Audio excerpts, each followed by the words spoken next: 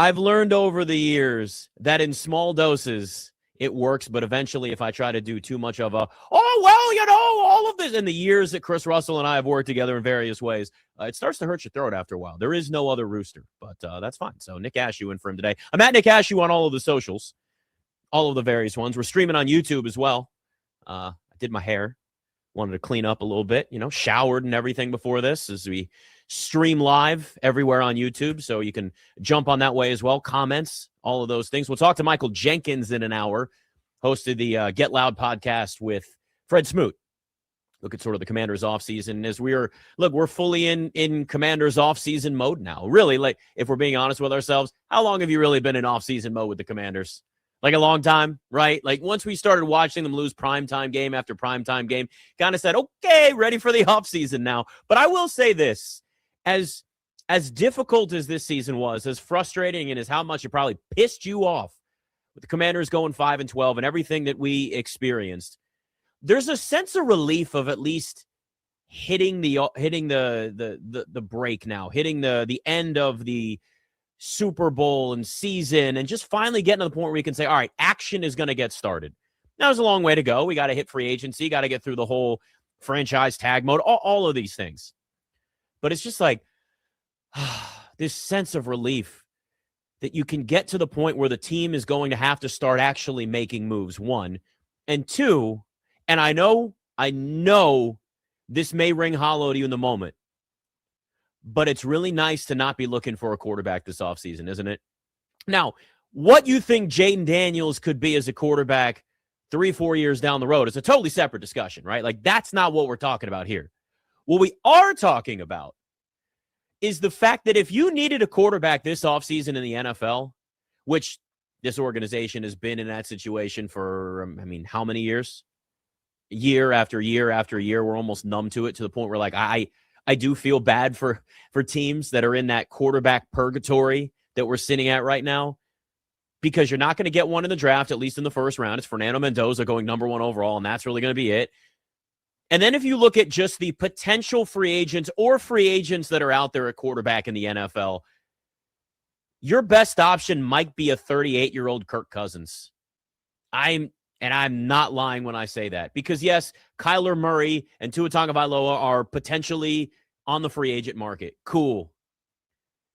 But it's not really going to be one of those things where they're just released. They're probably going to have to trade for them, and you take on some of the salary, and they got massive contracts. And so that's going to be a hassle for any team that says, we could get the best out of Kyler Murray. This Tua Tagovailoa guy, if we could just keep him from getting concussions, he actually has a lot of potential. There are going to be teams that feel that way, and that is great. I call it Jay Cutler syndrome, right? I've said this before. When you look at a quarterback that has a lot of physical tools and a lot of gifts and a lot of talent, and there's a ceiling that's relatively high, there's always a team, there's always a coaching staff, there's always somebody that says, we could get more out of him. And sometimes it works. A lot of times it doesn't. But then after that, the best quarterback, we'll call it prospect, that's going to be on the market right now if you're the Commanders, it's Malik Willis. Or not if you're Commanders, if you're anybody besides the Commanders. If you need a quarterback, it's Malik Willis. And there's a lot of question marks, and there's a lot of, hey, there's some potential there. Hey, he looked better with the Packers than he certainly did when he was with the Titans. But what does that actually mean? So, as you get through this and you start looking around at the situation the Commanders in, look, there's a lot of needs. We know they need more edge rushers than we could count. We know that they could use a number 2 wide receiver. We know that they could use help in a million different places. And that's all true. And those are all valid points. But at least now, they don't need a quarterback. And when you've got that position solidified, which is where they are, again, at least for now, and I put that caveat on there because, again, we saw the offensive rookie of the year season for Jaden Daniels. We saw a season this past year where he was hurt, so we don't even know what the development looks like moving forward. All of that put together, you don't need a quarterback this offseason. And this is the thing with the NFL, as we all understand that it's a quarterback-driven league. It's an offensive-driven league. It's something where if you don't have that position solidified, whether it's about the future or it's at least about the now, if you don't have some sort of a plan, I don't care how much talent you have on the roster. You can have the number 1 defense in the NFL. Your ceiling is still going to be lower. You can have 2 top flight receivers. your ceiling is still going to be lower, because when you don't have the most important position in sports solidified, it doesn't matter. And for so many years, that's where the Commanders have been. And that's what made and still makes getting Jayden Daniels in a position to really succeed and grow, so that you're not 3 years from now looking at the quarterback market again and picking up scraps and looking for a bridge quarterback and hoping that Malik Willis could turn out to be somebody that could start for you for a consistent basis, or that a bridge Kirk Cousins at 38 years old is your best option, or reaching in the draft like so many teams have before. The Commanders are in a spot where they've got a guy that can be the franchise quarterback they have been searching for decades. 4 decades. And I'm of that group, as you know, that looks at before 2024, 2012 was the greatest year for me as a fan of this team. I haven't seen much. Still a fan of it. Always been that way. But I have not seen much, as a lot of people my age and younger have felt the same way. You thought RG3 was the guy, and I understand the scars, and I understand why everybody sits there now looking forward and going, well, what if? Yeah, what if? But what if it does work out?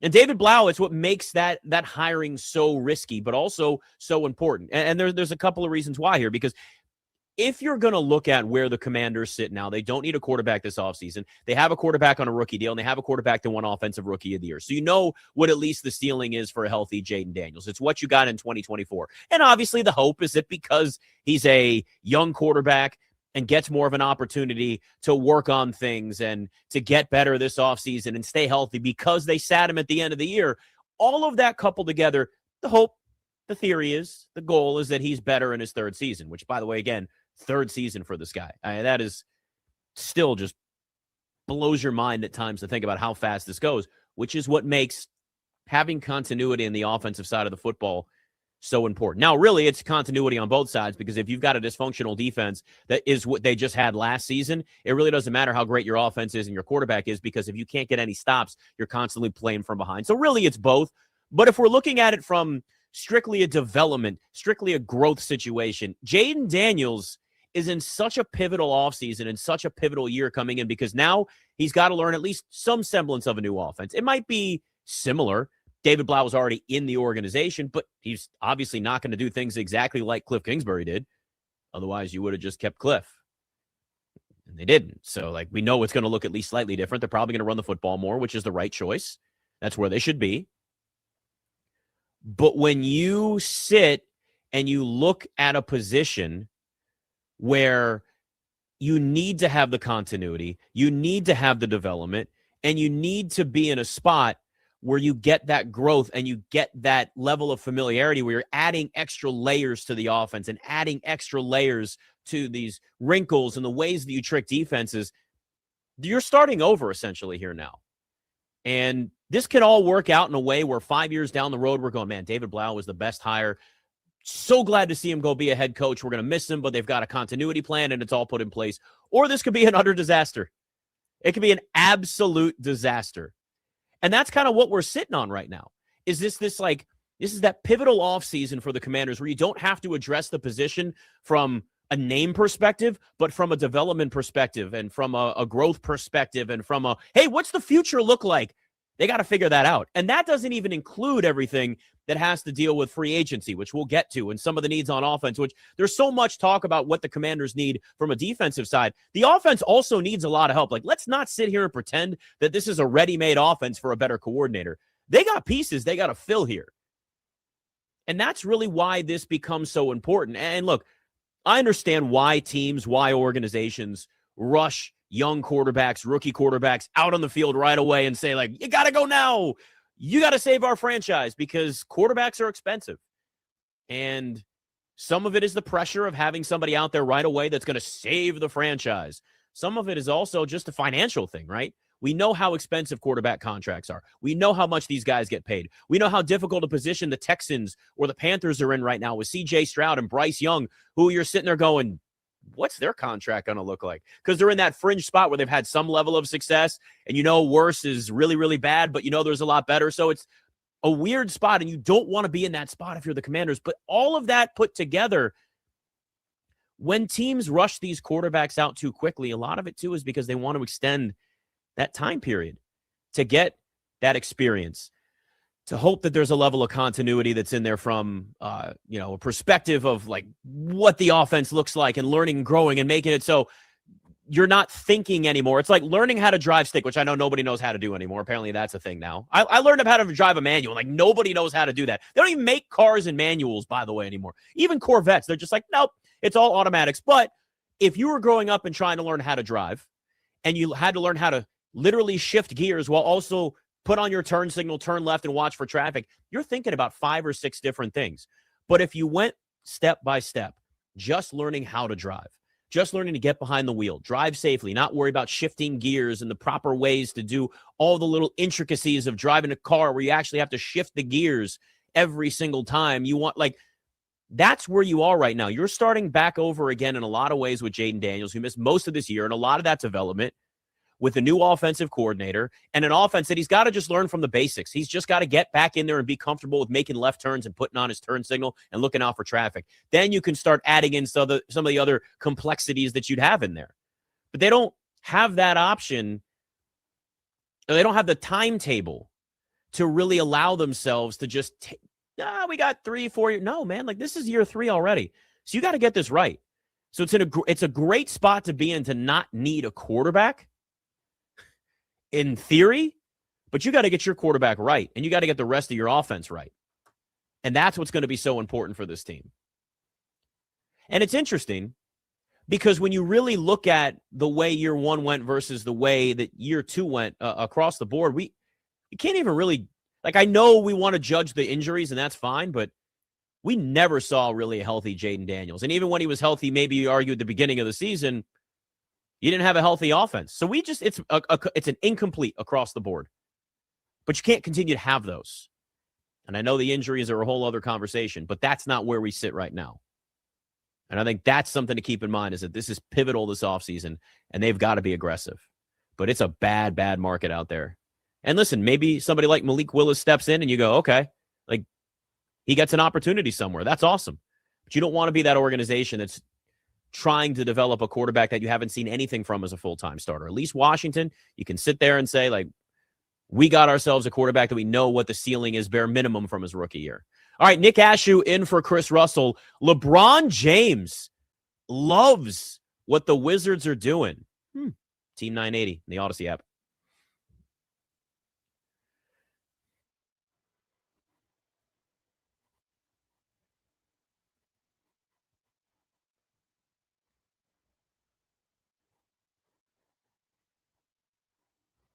I think I can do.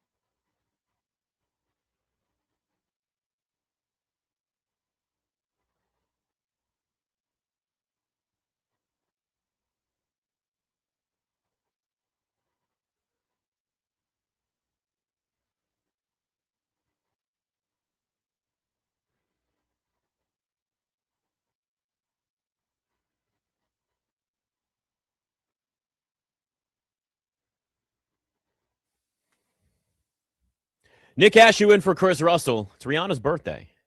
So apparently that's going to be a theme today, AMAC, which I'm okay with. It's fine.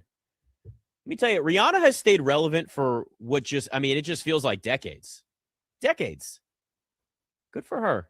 I don't even know how old she is. How old is she, AMAC? Do you know? I think she turned 38 today. Jeez, she's just aging like a fine wine. I 38. I mean, and just feel like, right? I mean, she probably was making music when she was like, I don't remember how old she was when she kind of first broke onto the scene. She was like 20. She was super young. That's the thing is like when you're any sort of, if you're in music, you got to hit it when you're like 18, 19, 20 years old. That's most of the time where it happens. So, good for her. 38 and billionaire and living a good life. Can't really blame her for that. So, speaking of young, the Wizards are young. That's how you segue, my friends. Listen, I know it's been a struggle. I know it's been a long, long time.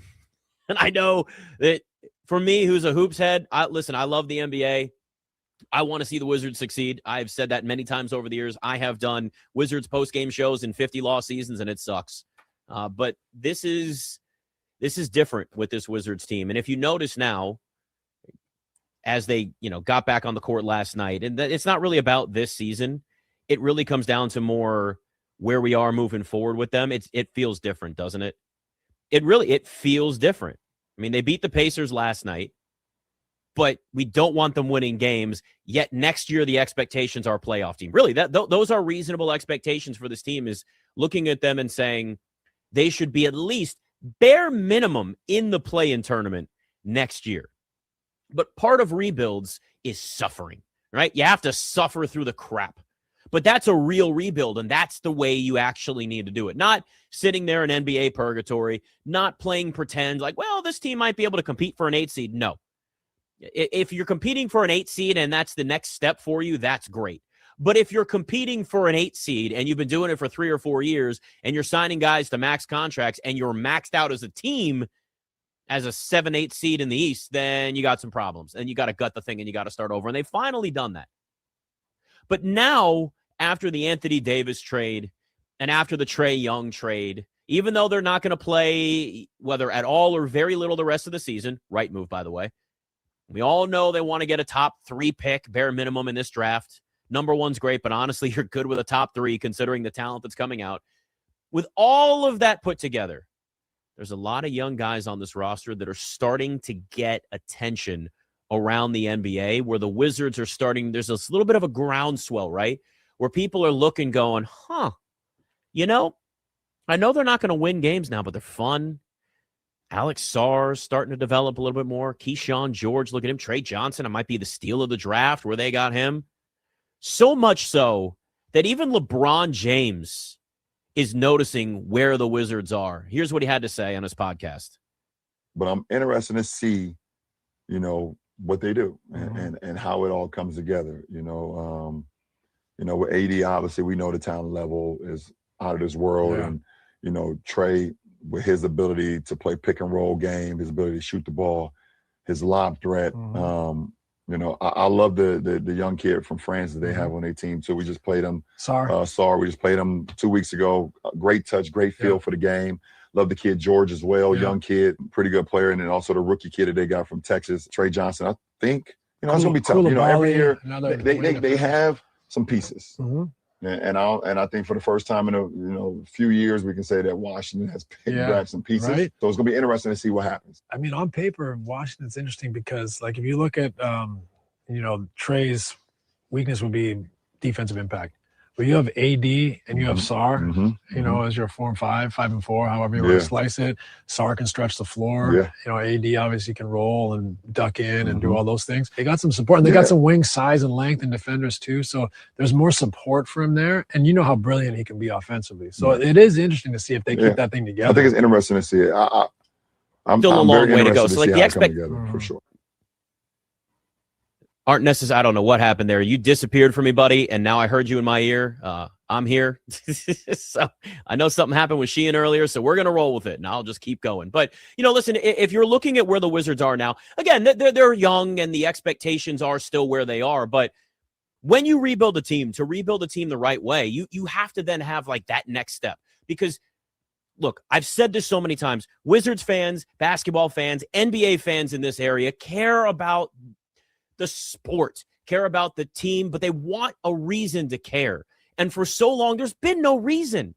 And that's part of the problem is you can't sit there and just try to play in the 8th seed, try to get in the play-in tournament year after year after year with no plan to grow, no plan to get better. Basketball fans in this area, hoops fans in DC, you understand. You understand what it takes to rebuild the team, but you also have expectations that it be more than just a rebuild. And that's the difference is you can be a team that's perpetually rebuilding forever and sit around and go, well, okay, what's the next step? What made this look different now is that they were, whether you like the Anthony Davis trade or the Trae Young trade, for me, short term with both of those guys, I'm okay with it. They were very low. They sent back resources that weren't they just weren't that important. If we're being honest with ourselves, guys you were going to trade, late first round picks, none of that stuff mattered. But when you sit and look at now the next expectation of this team, especially if they get a top 3 pick, that could be a franchise-altering player. That could be your number 1 guy. That could be your superstar, coupled with an Alex Sarr and a Keyshawn George, Bilal Coulibaly. I go down the list of all the names, Trey Johnson, like all these guys. But because they're so young and you'll be adding another 19-year-old kid to the roster, you do need a couple of veterans that are going to be there, that give them this opportunity, that have had some experience, at least in the playoffs, in some of these situations, that can add to it, that can add that extra layer to this team.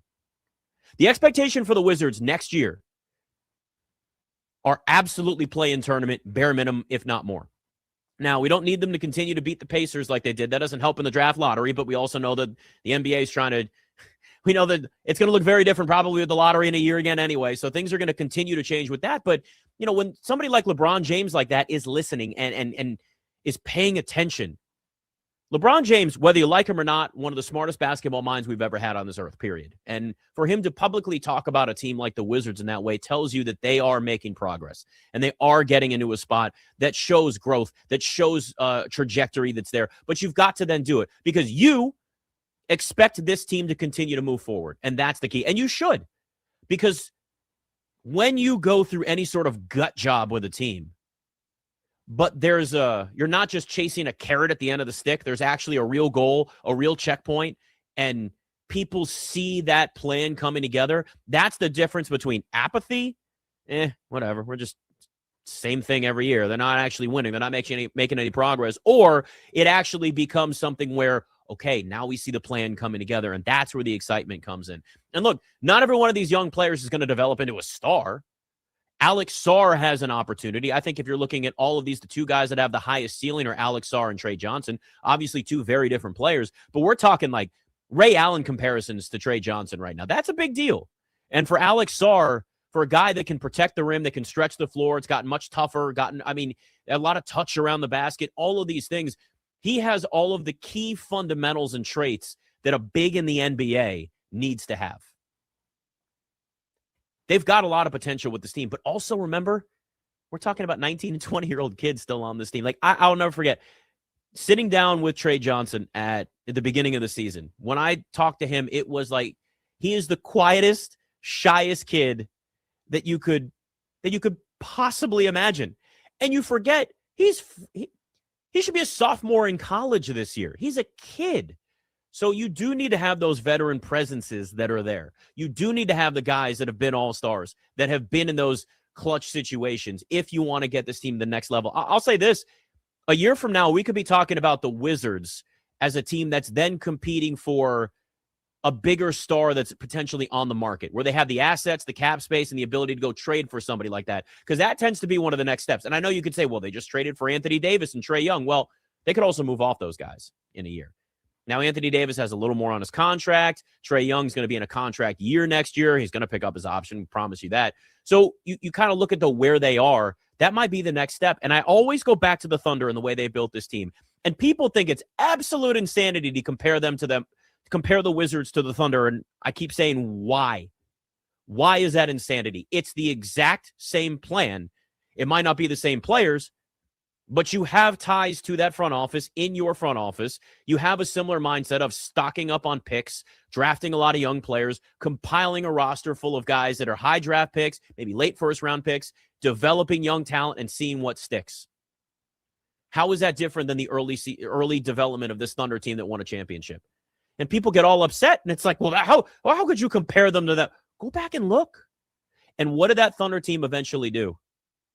There was a year where they traded for Chris Paul, basically absorbing his contract and taking on, adding more assets. And then Chris Paul made them so good, they were a 6th seed in the Western Conference that year. And they were supposed to be a tanking team. But they'd already had a couple of years of that, and then they went back to it. But they still brought in somebody that helped make them better. And you said, okay, there's potential here. With the right pieces, there's potential. And this is how you rebuild teams. And LeBron James is noticing. Steve Nash is noticing. I know Steve Nash was a terrible coach, but he was never going to succeed anyway with the Nets. Steve Nash is a 2-time MVP.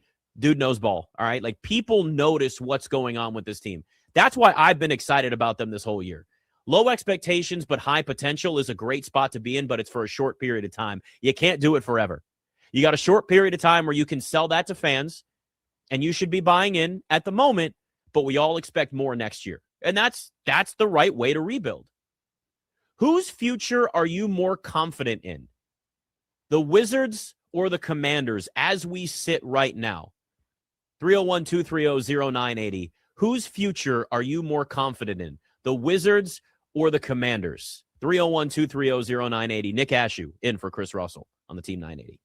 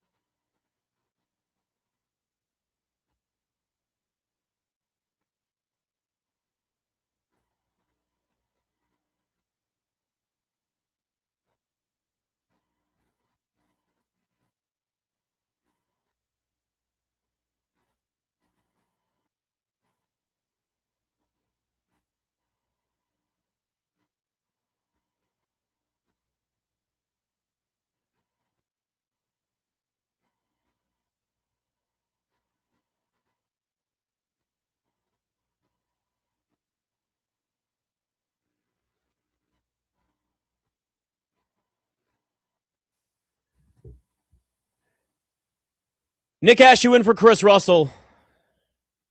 The Commanders and Wizards are both in kind of a weird spot right now, right? I mean, if you really look, it's this ability to kind of take that next step, to take that next jump. But you're in a very, very pivotal offseason, really for both, right? Because the Wizards, it's about obviously the lottery first working out for them. I think we all understand that. But even on top of that, you then have the Commanders that have the quarterback hopefully settled. It's just about development, which is the most important thing. But you got a lot of other positions of need. I would argue right now that given where we are, the Wizards have a better trajectory than the Commanders. Now, here's why this isn't crazy. So hold on. Understand that quarterback is the most important thing. I get all that. That is the most important spot to be in. You've got to have that settled. But after that, you start looking around the rest of this Commanders roster. They're old. They've got a ton of need. The defense is a complete rebuild from scratch. And the offense needs at least the number 2 wide receiver. They could use some help in the backfield, probably some depth on the offensive line. Tight end is a big question mark. So the offense has its own issues on top of that. And listen, still, let's be honest, a quarterback that spent most of his second season in the NFL hurt with multiple injuries. Right now, I look at the Wizards, and quite frankly, I see a team that's in a better spot. I see a team that has a trajectory that's a little bit higher, that at least has more of a plan, that has more of a foundation settled. And if they win the lottery or a top 3 pick, oh, man, you could have a franchise-changing player there with a couple of all-stars that you added, even though Anthony Davis probably will miss half the season. And we'll see what happens with Trae Young. If he goes like 3 of 18 one night, we're going to get frustrated really quickly. But they've got a plan that's in place. Now, you could argue they're farther along in the rebuild, too, and that's fair. But right now, I feel more confident in the Wizards' growth than I do with the Commanders.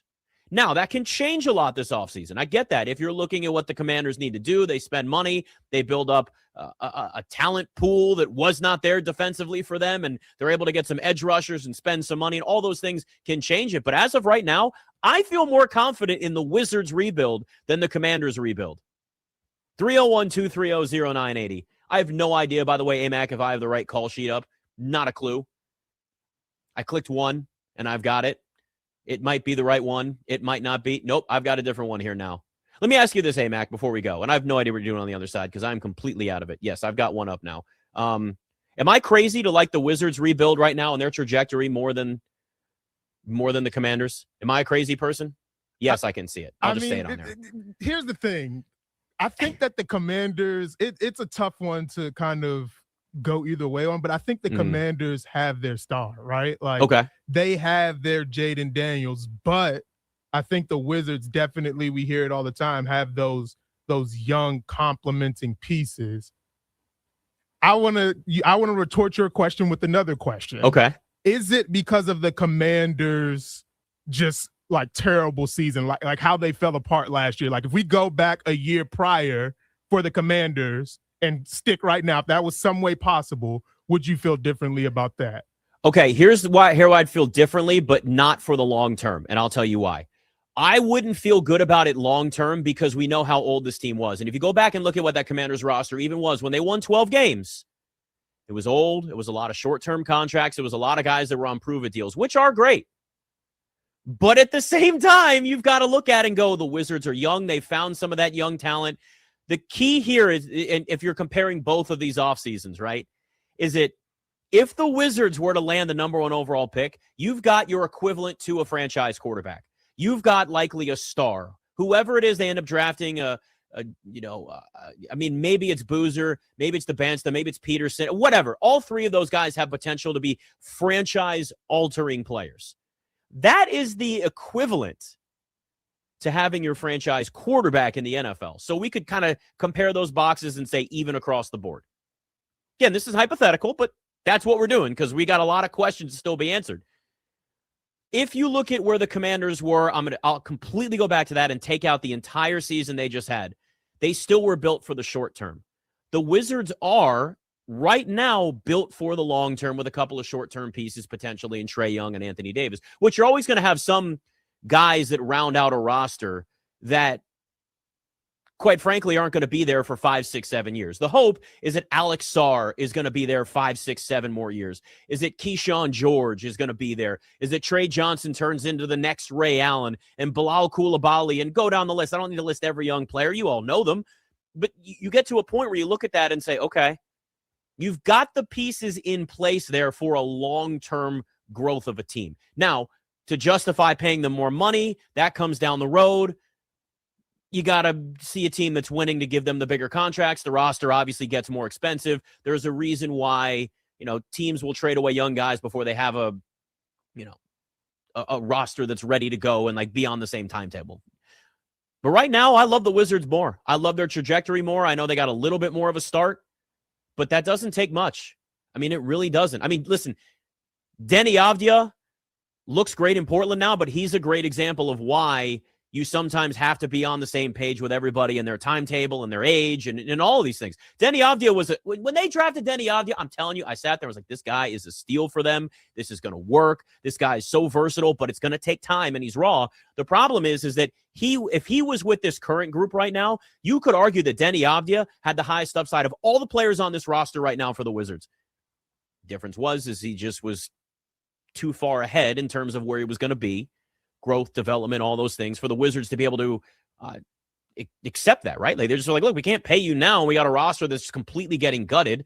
There's just no point. We'd rather get the assets. We'd rather trade you. Like, we'd rather do that. So, you get to a point where you just have to say, now everybody's on a similar timetable. Throw in a couple veterans, give this a couple years. You're going to have to make some aggressive moves on top of that. And then you get to the point where you say, okay, who do we keep long-term? But they've got guys there that are showing that they have that potential. The Commanders, on the other hand, we still have questions about Jaden Daniels' health. I mean, listen, I want to see the guy succeed. I want to see the kid healthy, and I want to see him win Super Bowls. I'm there with you. But we have more questions about the basics next step for the Commanders versus where the Wizards are right now. 301-230-0980. Right now, who are you more confident in, the Wizards or the Commanders in their rebuild? Nick Ashooh in for Chris Russell. I'll snag one. We'll go to break. We'll go to more. Shane first. What's up, Shane? How's it going today? Happy Friday to you guys. Oh, God, I forgot it was Friday, actually. Thank you, Shane. I completely forgot it was Friday. The thing about it, it's got to be the Wizards right now. Yeah. This Commanders roster right now, let me just throw some names: Lattimore, Bobby Wagner, Deron Payne. These are all high-paid Commander athletes, if you want. I wouldn't call Deron Payne an athlete at this point, and Lattimore, just call it what it is. This roster needs to be overhauled. And the thing about it is, they don't have the depth at the positions either. So they have no edge rushers. They have no corners. The Wizards are way better shape right now. I guarantee you what, the Wizards will win a championship before the Commanders do. That's a fact. This coaching staff and this regime may not even be there next year. And Jaden Daniels, they gave him the GOAT already. I don't need a quarterback that plays 11 games a year. I need a full-time quarterback. And missing 6 games a year is not going to cut it for me. No way, what, shape, and form. Look at Seattle Seahawks, what they did. It's a blueprint. You don't need a start, and you can keep going back to the Super Bowls. When has there been a top-tier quarterback win a Super Bowl? It's all been defense, and that's our problem right now. You got Dan Quinn, supposed to be a defensive guru, and, I mean, he did improve when he started taking up the play calling, but no, it's definitely the Wizards. And like I said, the Wizards win a championship before the Commanders do. All right, Shane coming in hot from Tampa. I did not expect that much, but, yeah, I mean, listen, if the Wizards then in a year go out and make an aggressive trade before 2027 free agency, I mean, these are all real possibilities, and they have the number 1, number 2 overall pick. They are going to be in the conversation as a top 4 or 5 team in the East, and then it continues to go from there. So, like, you can, as much as you can make big jumps in the NFL, you can do it in the NBA, but it takes kind of a slow rise, and then you got to go, and you got to go quick. All right, 301-230-0980. Who do you have more confidence in right now with their rebuild, the Wizards or the Commanders? I got to be honest with you.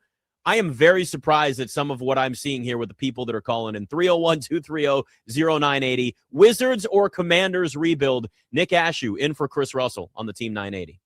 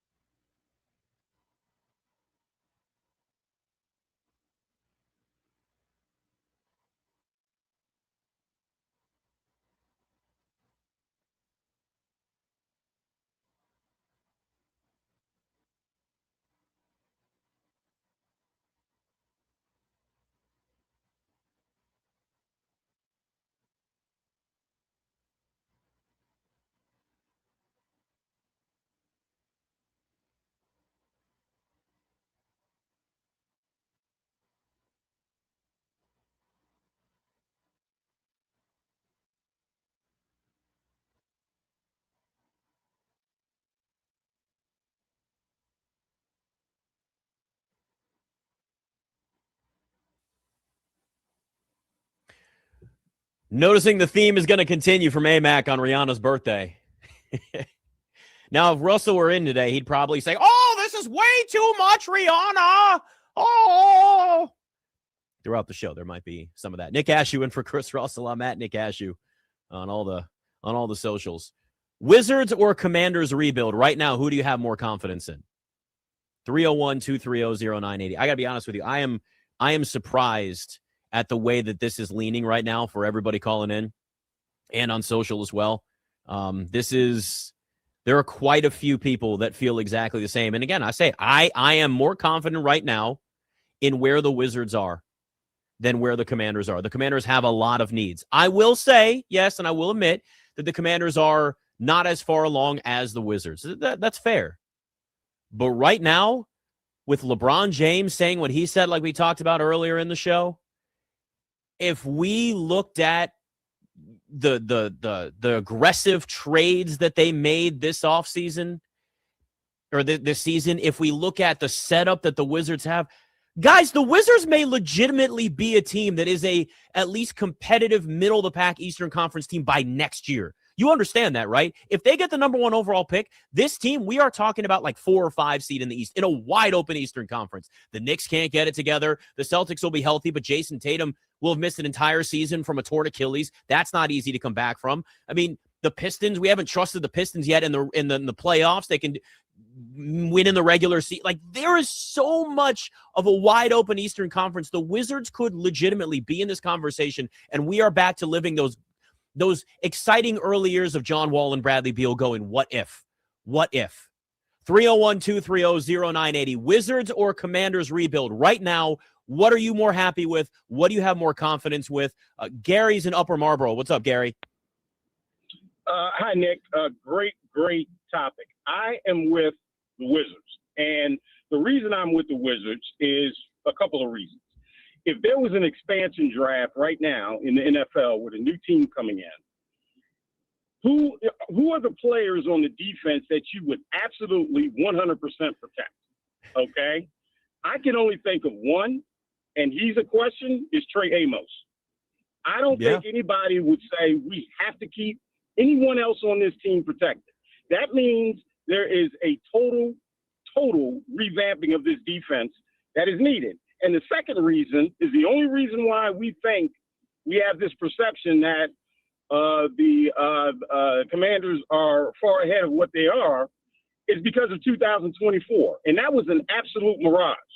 I called the show a couple years ago. Well, at the beginning of last year, I said, if I was the coaching staff and I was the GM, I would go to the owner and say, listen, this was a good year, but it was a mirage. We need to approach this year as if we were the off season, as if we were a losing team, because of the way the schedule dropped, the way that in the playoffs they were lucky to play Detroit with a very banged up defense, and Tampa Bay basically handed the game over to them with an unforced error.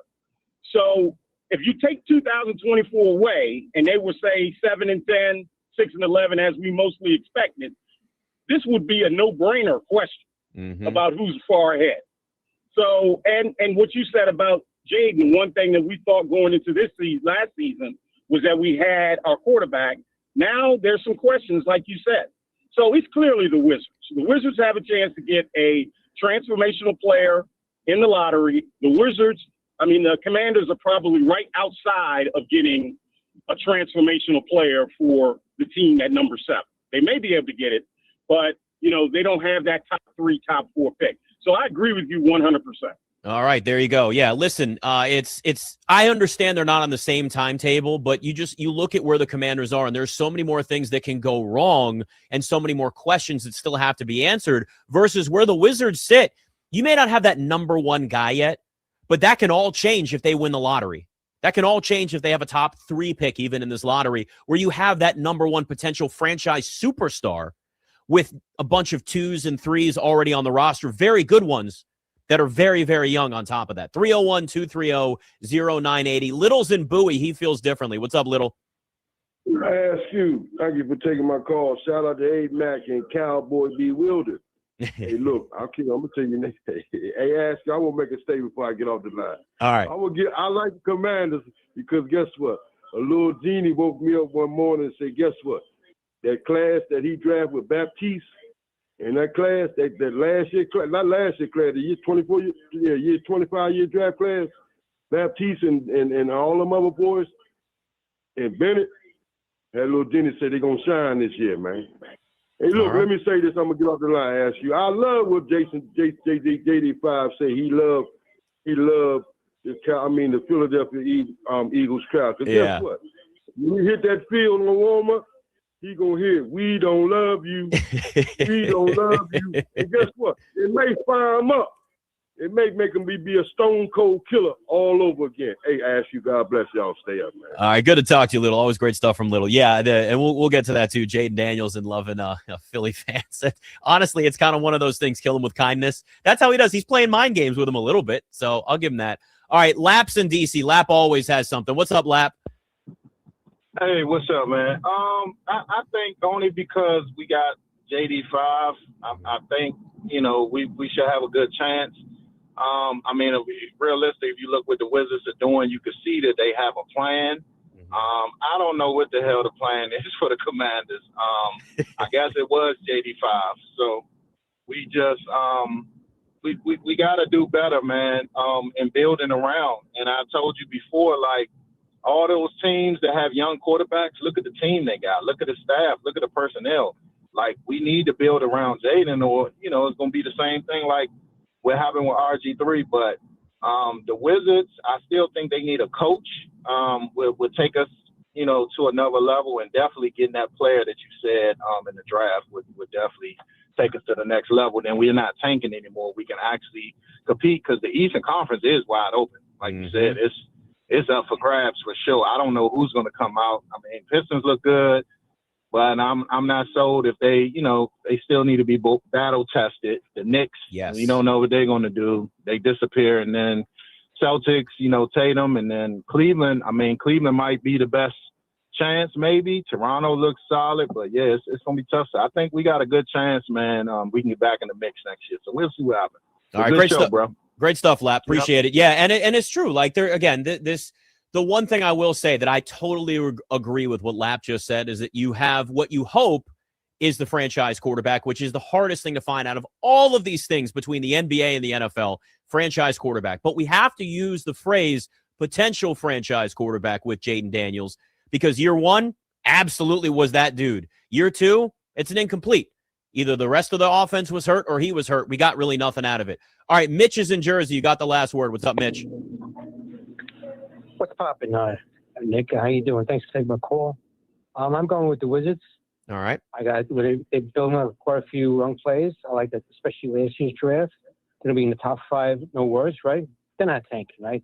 And especially with Anthony Davis, a Hall of Fame for sure. If he's healthy, and Trae Young, I think those two together were better with what might have been with Beal and Wall. Finally, things are going our way. With the football team, there's more guys to fill the roster, and it's tough with the getting the players drafted, the correct players. Hopefully, we do well there too. Have a nice weekend. Thanks for taking my call. All right, thanks, man. Good stuff. Yeah, I don't listen. Anthony Davis might be a little bit. Anthony Davis is under contract longer than Trae Young. So the one thing to keep in mind if you're the Wizards, right, or looking at the Wizards is probably a better way to look at it. The one thing to keep in mind is that unless they move Anthony Davis, you're going to have him here just contractually for a longer period of time with Trae Young probably picking up in fact, it's a $49 million option. Trae Young's picking up that option, guys. I think we all know that. But if you know that you're going to have those two on different timetables, the question then becomes, what is their future? Anthony Davis, they're likely not going to give him an extension. That would be stupid to do it with the injury history. He'll be, 36 at the end of this deal that he's got, 35, depending on where, there's way too many questions for a big that's been hurt as long as he has. Trae Young's different. Personally, I'd rather see them move Trae Young and get a bunch of assets for him as opposed to someone that's going to take a ton of shots away from some of these other young guys. But I've been well on record. I'm not a fan of Trae Young's game. So I'm not really the best person to ask if you're looking for somebody that's going to be unbiased. But then again, that's not what I'm supposed to be doing here. I'm telling you, Trae Young is somebody that will certainly take away attention, from defenses, but also take away a lot of shots and touches and opportunities for some of these young guys too. Yes, I know pick and roll and alley-oops and some of those things. Don't get caught up in the empty assist stats. We saw this a lot with Russell Westbrook. I remember that year he was here in Washington. People were like, Nick, what do you want from him? He's averaging a triple-double. Yeah, but the team's not winning, and he's in control of the offense, and he is this guy. He is the focal point of all this. It doesn't make everybody around them better. Again, Chris Paul, when he went to the Thunder that year, that was a rebuilding team. They thought they were going to move off him, and then they went, oh, wow, we're winning. They were 6th seed in the Western Conference, a team that should have been a bottom 3 in the NBA. There's not many point guards like Chris Paul. I understand maybe tough teammate it sometimes, but man, one of the all-time great point guards in terms of players that can make everybody around them better. If I was looking to add a piece to this Wizards team, that's what I would want, is a true playmaking point guard. But they're harder to find. It's a lot more scoring guards now. Give me, you find a Chris Paul, man. I know it's just like, yeah, Chris Paul's, they just grow on trees. They don't. Chris Paul in his prime, that is a true make everybody better point guard. And you don't have many of those in the NBA. It just doesn't. They're not easy to find, but, that's kind of where we stand right now. All right, we'll talk to Michael Jenkins next on the Commanders offseason. Nick Ashooh in for Chris Russell on the Team 980.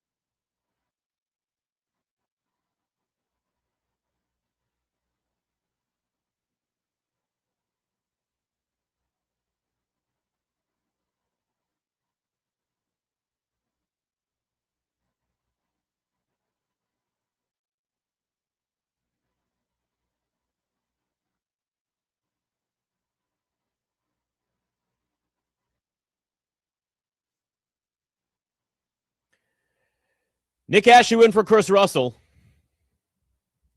I got to be honest with you. I am surprised that as many people were more confident in the Wizards rebuild right now than the Commanders. telling you, look, DC is a hoops town too. People, like, you understand what a real rebuild is, but there's a level of confidence in that you see the arrow pointing up for the Wizards, and you look and go, I mean, they got pieces in place. You just got to get that number 1 overall pick, man. I'm telling you, it will change everything. But at the same time, having a franchise quarterback on your roster, or at least potential with Jaden Daniels, which is what we're hoping for, that's the hardest thing to find, period. Michael Jenkins jumps on with me now, host of the Get Loud podcast with Fred Smoot, Game Day Garage as well. And Jenks, look, we know that this is an offseason where there's a ton of stuff the Commanders have to address, but they've got new coordinators on both sides of the football. I'm looking right now at the free agent or potential free agent class or quarterbacks that could be available this offseason for teams that do need them. And I will just say this, Jenks, thank God they have Jaden Daniels on this roster, because there is nothing out there that's tempting whatsoever at quarterback. Woof. I mean, imagine looking at this slate and being like, these are the dudes, like, we need a quarterback, and these guys. Hey, we got Kirk Cousins at 38 years old, right? I mean, there you go. Bring him back. Dude, good for Kirk. Like, the fact, I think that we're going to look back. I don't think we appreciate enough now, like, how much this guy has just secured the bag again and again and again. Yes. It's unbelievable. And he's an option. That's the crazy thing, is that Kirk Cousins is an option right now for some teams. I mean, that's a very real thing. But then you look across the league. I mean, I was trying to think about this today. If I needed a quarterback, now some guys like Tyler, I mean, you want to take on that contract. Certainly money's a factor as well. Yeah. I don't know who I go with. Like, maybe Daniel Jones. The fact that I'm saying this, that I hear these words coming out of my mouth, is kind of ridiculous. That it's a real consideration. He looked good last year before the injury. Would you potentially consider Daniel Jones? But he was good. But then, I mean, where else would you go? You're going to take on Aaron Rodgers? I mean, you look around and it's just, this league is bereft of quality quarterbacks right now. And even if you're looking at the draft, I mean, outside of Mendoza, it gets dicey really quick. Do you want to take a chance on Simpson? Maybe he's moving up some draft boards. I don't know. Carson Beck. I mean, my God, your franchise's fan base would just melt immediately if you took Carson Beck with a first-round picker in the top 10. I don't know what the answer is, but you're spot on in that this quarterback class, whether it's the draft or free agents or guys you could trade for, it's pretty bad. Well, and listen, and this is why I've been saying, like, at least feel good if we're, for us Commanders fans, I obviously include myself in this. I'm not going to be unbiased on this show. I never have been. You know that. This is my team, and it's been my team my entire life, and I've suffered through all of it, damn it, Jenks. I've seen the bad, and to be in an offseason where we go, at least we got quarterback, is a big deal. But, if you look at, you mentioned some of those names, dude, there's more. Now, Daniel Jones, I do think, is going to go back to Indy. That makes sense. I know he's hurt, but like that, he worked in that offense. I think that makes sense. Kyler Murray, Tua Tagovailoa are two guys that if you trade for, are the Dolphins or the Cardinals taking on some of that money. Tua right now would be $99 million in dead money if the Dolphins were to trade him without taking on it's an utter disaster where those contracts are. But let me give you some more names, Jenks. Let me give you some more guys that could be available. Anthony Richardson, who needs to get to development. The kid was just not ready from the beginning. Will Levis, Spencer Rattler, Tanner McKee. That's what we're looking at. Now, Malik Willis is interesting. There's a lot of teams that look at Malik Willis and say he looked better with the Packers. Maybe he's developed now and gotten that chance to sit and learn. So there's a chance that there's a level of trajectory there that teams would be intrigued by. But, dude, the rest of that, those names, it's all like, what could we get out of them? I've always called it this, Jenks. I've always called it Jay Cutler syndrome. Now, Jay Cutler obviously was a starting quarterback for a long time, and, in Denver it worked and then wanted out. But there were always coaches that felt like they could get more out of him. And there's other quarterbacks that are like that, right? You see the physical gifts and you go, ooh, we could make this thing work. I would argue that could be somebody like an Anthony Richardson or a Will Levis, where there's a lot of physical gifts, arm strength, it's all there, but it's turning them into legit quarterbacks. That's the big responsibility. And if you need a quarterback now, that's not the timetable you want a young quarterback like that to be on. Well, and absolutely. And I think Willis is probably the most interesting of the bunch, because he has maybe the highest upside, but also you're talking about a guy who has made 6 career starts. So you know how to essentially he's a backup quarterback. I mean, I know he got a little bit of time in Tennessee and he got better in Green Bay, but essentially you're talking about a backup, and we know how it is with backups. Backups shine for a few games, and then they're the hottest thing in the market. I think he has the tools and maybe the potential but you're also taking a big risk because we haven't seen a lot. Tua is just absolutely made of glass, and I think that he's one of those guys. We saw this with Mike McDaniel, that he absolutely has to be in the perfect system with the perfect guys around him. He gets rid of the ball quickly. So, but if he's not in the perfect the system, then it's not going to matter. And also, we know about his concussion history; he's always hurt.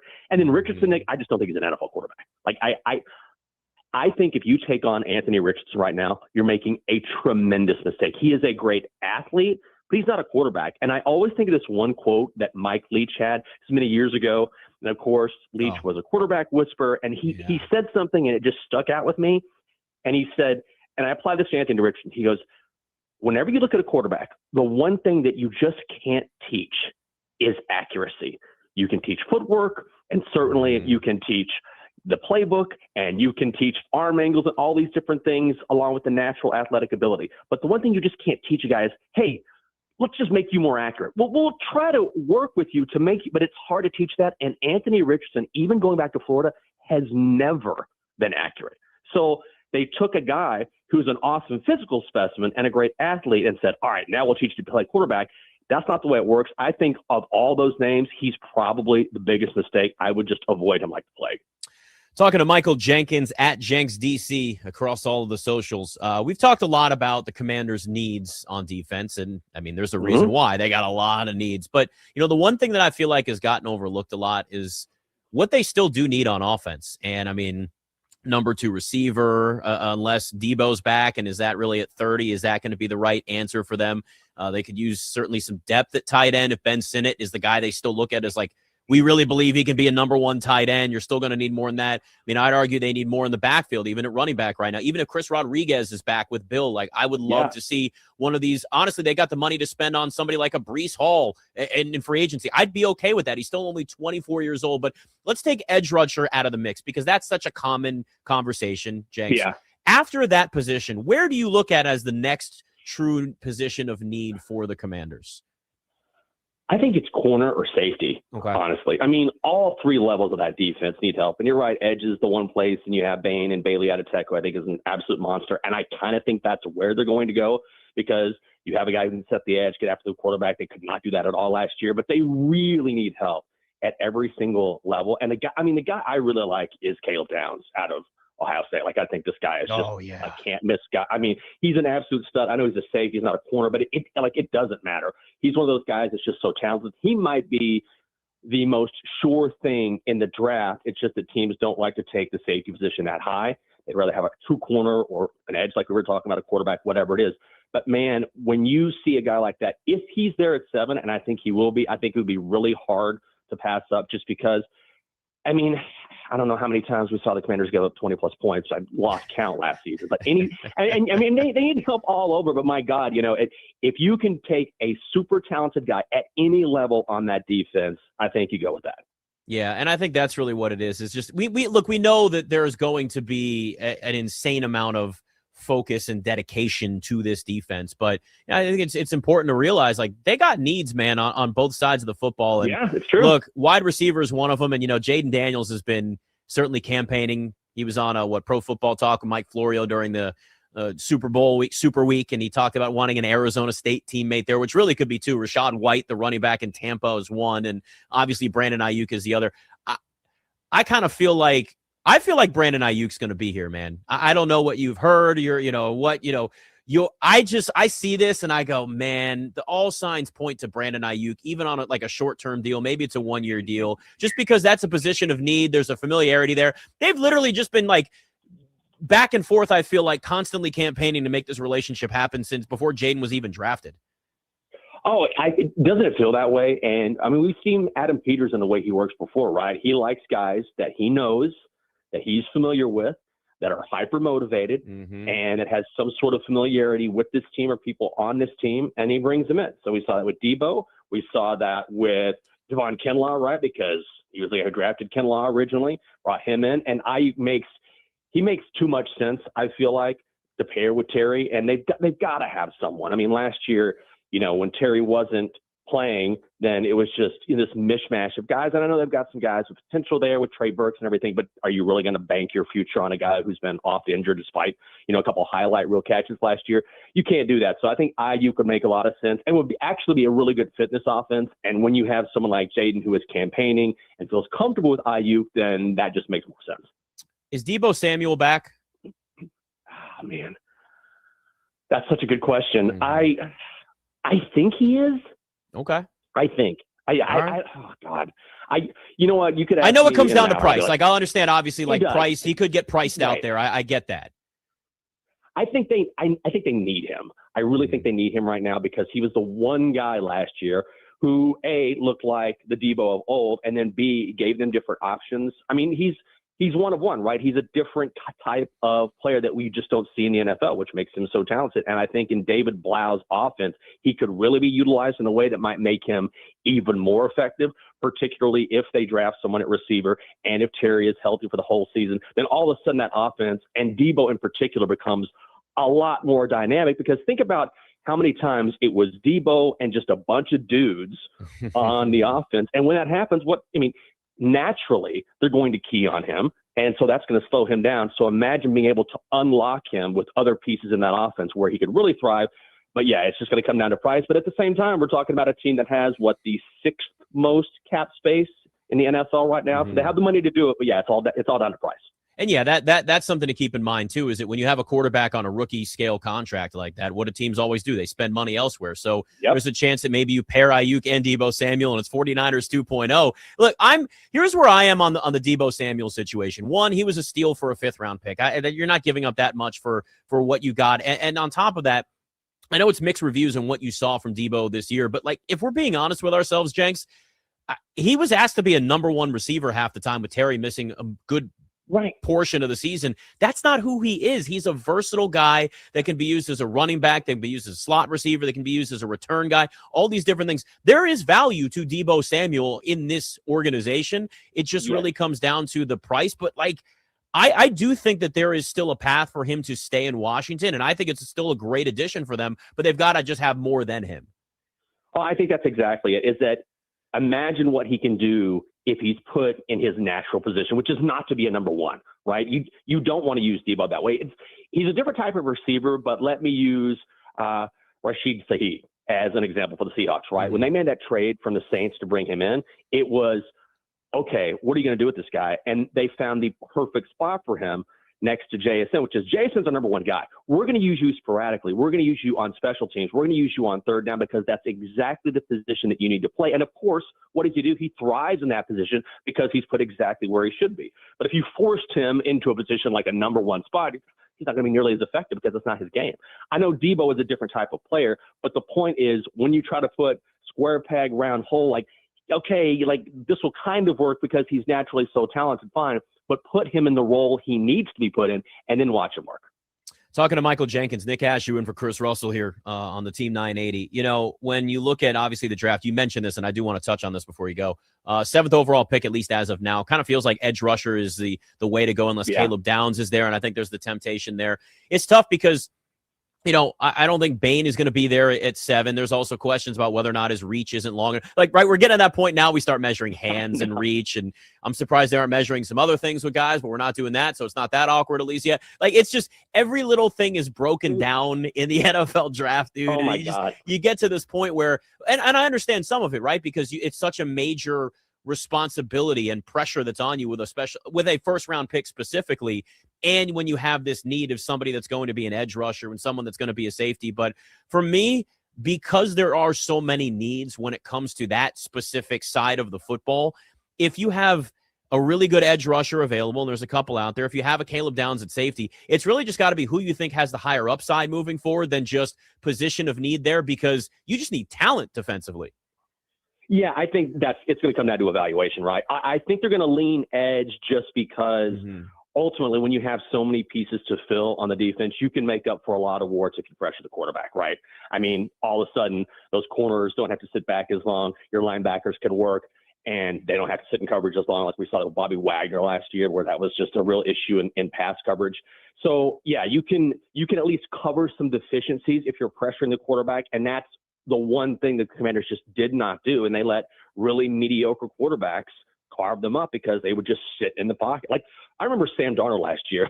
There's one play in particular where they're backed up, and he's just sitting there and sitting there. And, of course, Darnold's a very good quarterback now, as we know, but also just sat forever. And imagine someone who is lesser talented having that sort of time. And we saw that again and again and again.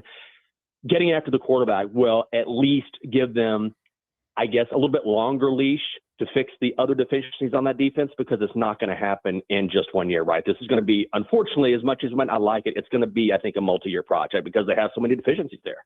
Jenks, good to talk to you, buddy. How's the hair today? Good? The hair's great. I also, it's looking actually pretty good today. Also, I just want to point out, I got my X back. Okay, I got hacked last week. And if anyone's wondering, I did not purchase a new Mercedes for myself based on my exploits in crypto.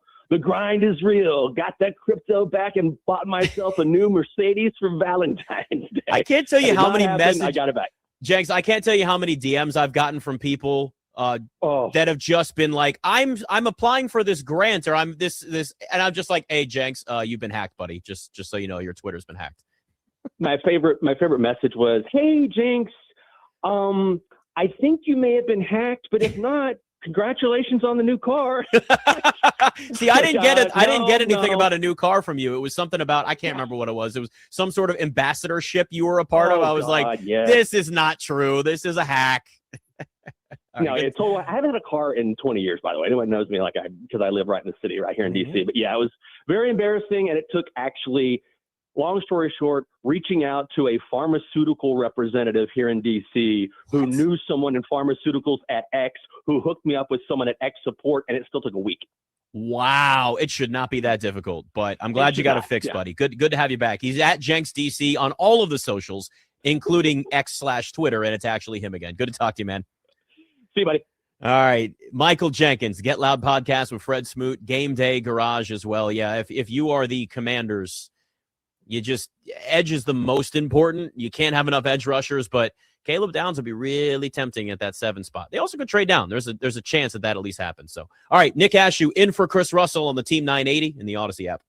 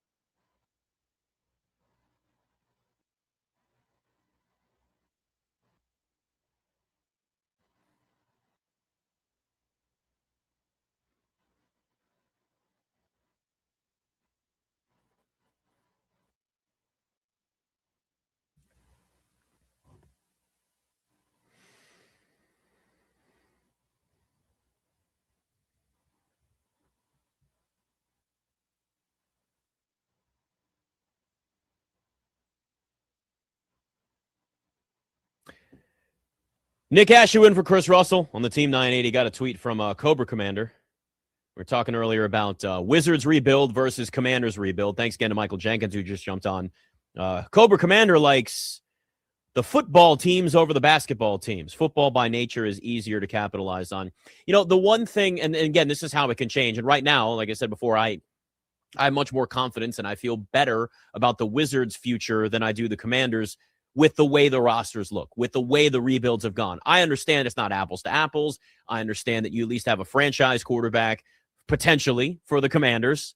Where the Wizards could change all that, though, winning the lottery and getting a guy that ends up being a superstar for the next decade. I mean, that can change a lot. But, you know, you when you are in a league like the NFL where a 5th and 6th round pick sometimes, not always, but, you know, sometimes can contribute in a way that gives you an extra starting asset, right? Like a linebacker that you find in the 5th round that you realize really quickly, like, oh, we found a diamond in the rough. That matters. It's a little different in the NBA where you have to tank, and you got Matt Ishbia, who's the Suns owner, going out and saying anybody that tanks is a loser. It's the same owner, by the way, that came into the Suns and traded everything away and wanted Bradley Beal and Kevin Durant. They're all both gone, and the Suns don't have a 1st-round pick until 2032. So it's like, okay, well, you can't tank, so your roster is just stuck in NBA purgatory for the next 5-6 years, whatever it is. But, you know, the leagues are different.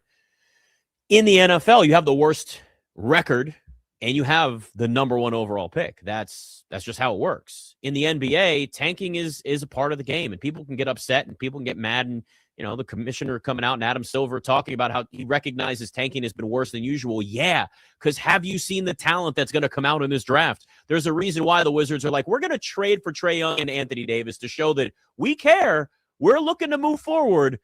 But next year, we're going to wait until we make sure we get a really high pick, hopefully, in this draft. And that's the right approach. That's the system. That's what exists. And really, if we're looking at this, there are certainly other things that you can try and do if you're the league, but in the end, you're not going to totally get rid of this. It's not going to be a perfectly fair system that works for every team across the board, where everybody gets an equal opportunity to rebuild, but you're also not giving a really good organization a chance to then get a really good player in the draft. Adam Silver did recognize, though, without question, teams are tanking more than usual here.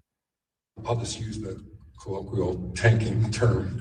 You know, yes, it's been part of this league for a long time. I mean, back in the 1960s, there was a coin flip. You know, at some point, I think it was in the 1980s, we moved to a lottery. That lottery has been changed, I think, roughly 5 times over the years to stay ahead of some of the behavior of our teams. The incentives are not necessarily matched here. I think that the tradition in sports where the worst performing team receives the first pick from their partners. When any economist comes and looks at our system, they always point out you have the incentives backwards there. That doesn't necessarily make sense. I think there was a more classical view of that in the old days, where it was just sort of an understanding among partners about in terms of behavior. I think what we're seeing is modern analytics where it's so clear that the incentives are misaligned. I think when you maybe to further answer your question, are we seeing behavior that is worse this year than we've seen in recent memory? Yes, is my view, and which was what led to those fines, and not just those fines, but to my statement that we're going to be looking more closely at the totality of all the circumstances this season in terms of teams' behavior, and very intentionally wanted teams to be on notice. And there is a bit of a note when you see it quality to this. I mean, we spend a lot of time at the league office. That's enough of Adam Silver there. We got the gist. But like here's the thing.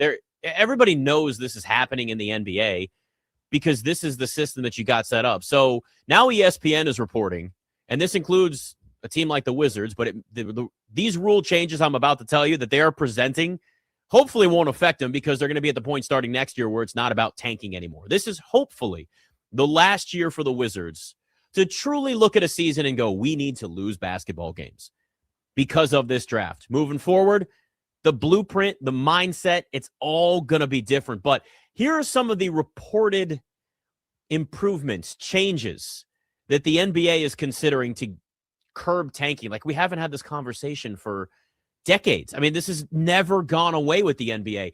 They're proposing first-round draft picks protected only top 4 or top 14 plus selections. Okay, that's just protections. It's not that.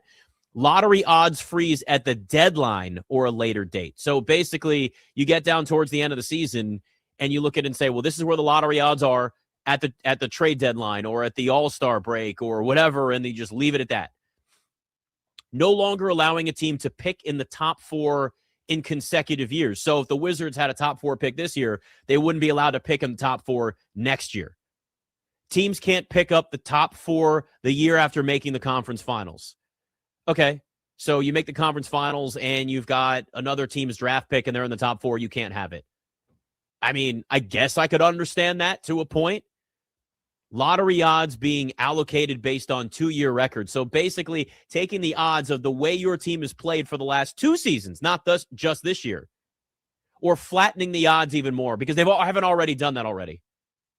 And then, of course, there's the crazy one where people just say eliminate the draft altogether. I think Stan Van Gundy was one of those. I mean, listen, there's some of these are like tweaks that you could maybe work with. And then there's others where you say, what are you doing? Eliminating, could you imagine? I know there have to be fail-safes, but could you imagine right now if there was no draft whatsoever and the Wizards had to compete with other teams like the Lakers or the Knicks or the name franchises that spend more money and are in even bigger markets, though it's not like DC is not a top 10 market.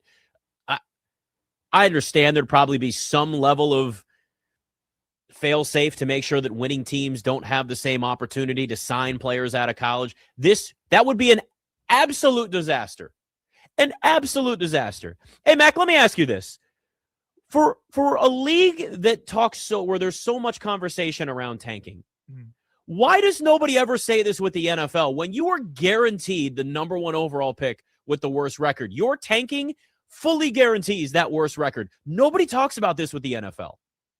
Yeah. I also think with the NFL, I hear general managers talk about like the position value of the draft at 1 versus 5 versus like NBA, where it's kind of like 1 seems like a more certainty. Whereas in the NFL, you could have somebody drafted number 1 overall and a quarterback drafted number 2 overall, but that quarterback hits at maybe the same rate at the number 2 spot as a number 1 spot. So I think with the NFL, that's why tanking isn't an issue, because there is such value in groups of picks, especially when you already have a quarterback that, it doesn't really help franchises as much. In my opinion. No, and listen, I think, there's obviously it depends on the position. Teams will tank more if there's a quarterback draft class that they really, really want. I mean, we watched the 2024 class and look at how many guys were drafted how many quarterbacks were drafted in the top 12 picks. So when teams have quarterbacks involved, that's the difference between the NFL draft and the NBA draft. Just a potential franchise-altering talent in basketball coming out of college basketball is the equivalent to a starting quarterback in the NFL, because quarterbacks make the difference for an entire team, but a star at any position in the NBA can change the trajectory of your entire team. Now, if you want to break down whether it's a big versus a wing, that's a whole other thing, but you get the idea.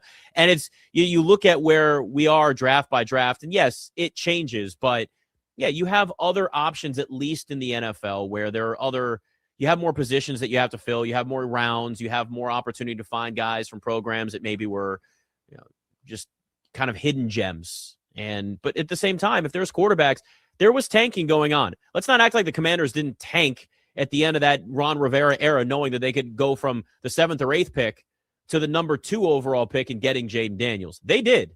Let's not forget, they were losing games. They traded away guys at the deadline, and Josh Harris at that point was in, right? You knew he was going to be new ownership, and you looked around and they were like, why are we going to win games? Let's evaluate the young talent we have, which is the right approach. And that's what they should have done. So for all this conversation about what you could do in the NBA to fix tanking, no one ever talks about the NFL. No one ever talks about the NFL. All right, Nick Ashooh in for Chris Russell on the Team 980 in the Odyssey app.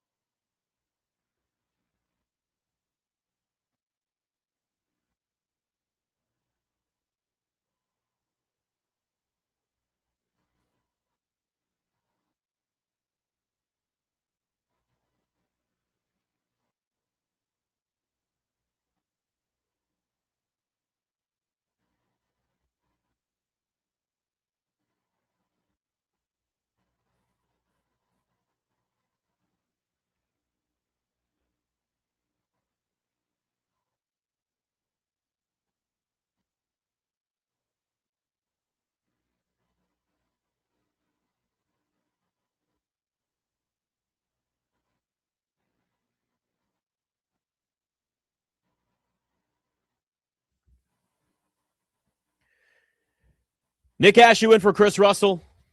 We're on the Odyssey app as well. I'm at Nick Ashooh.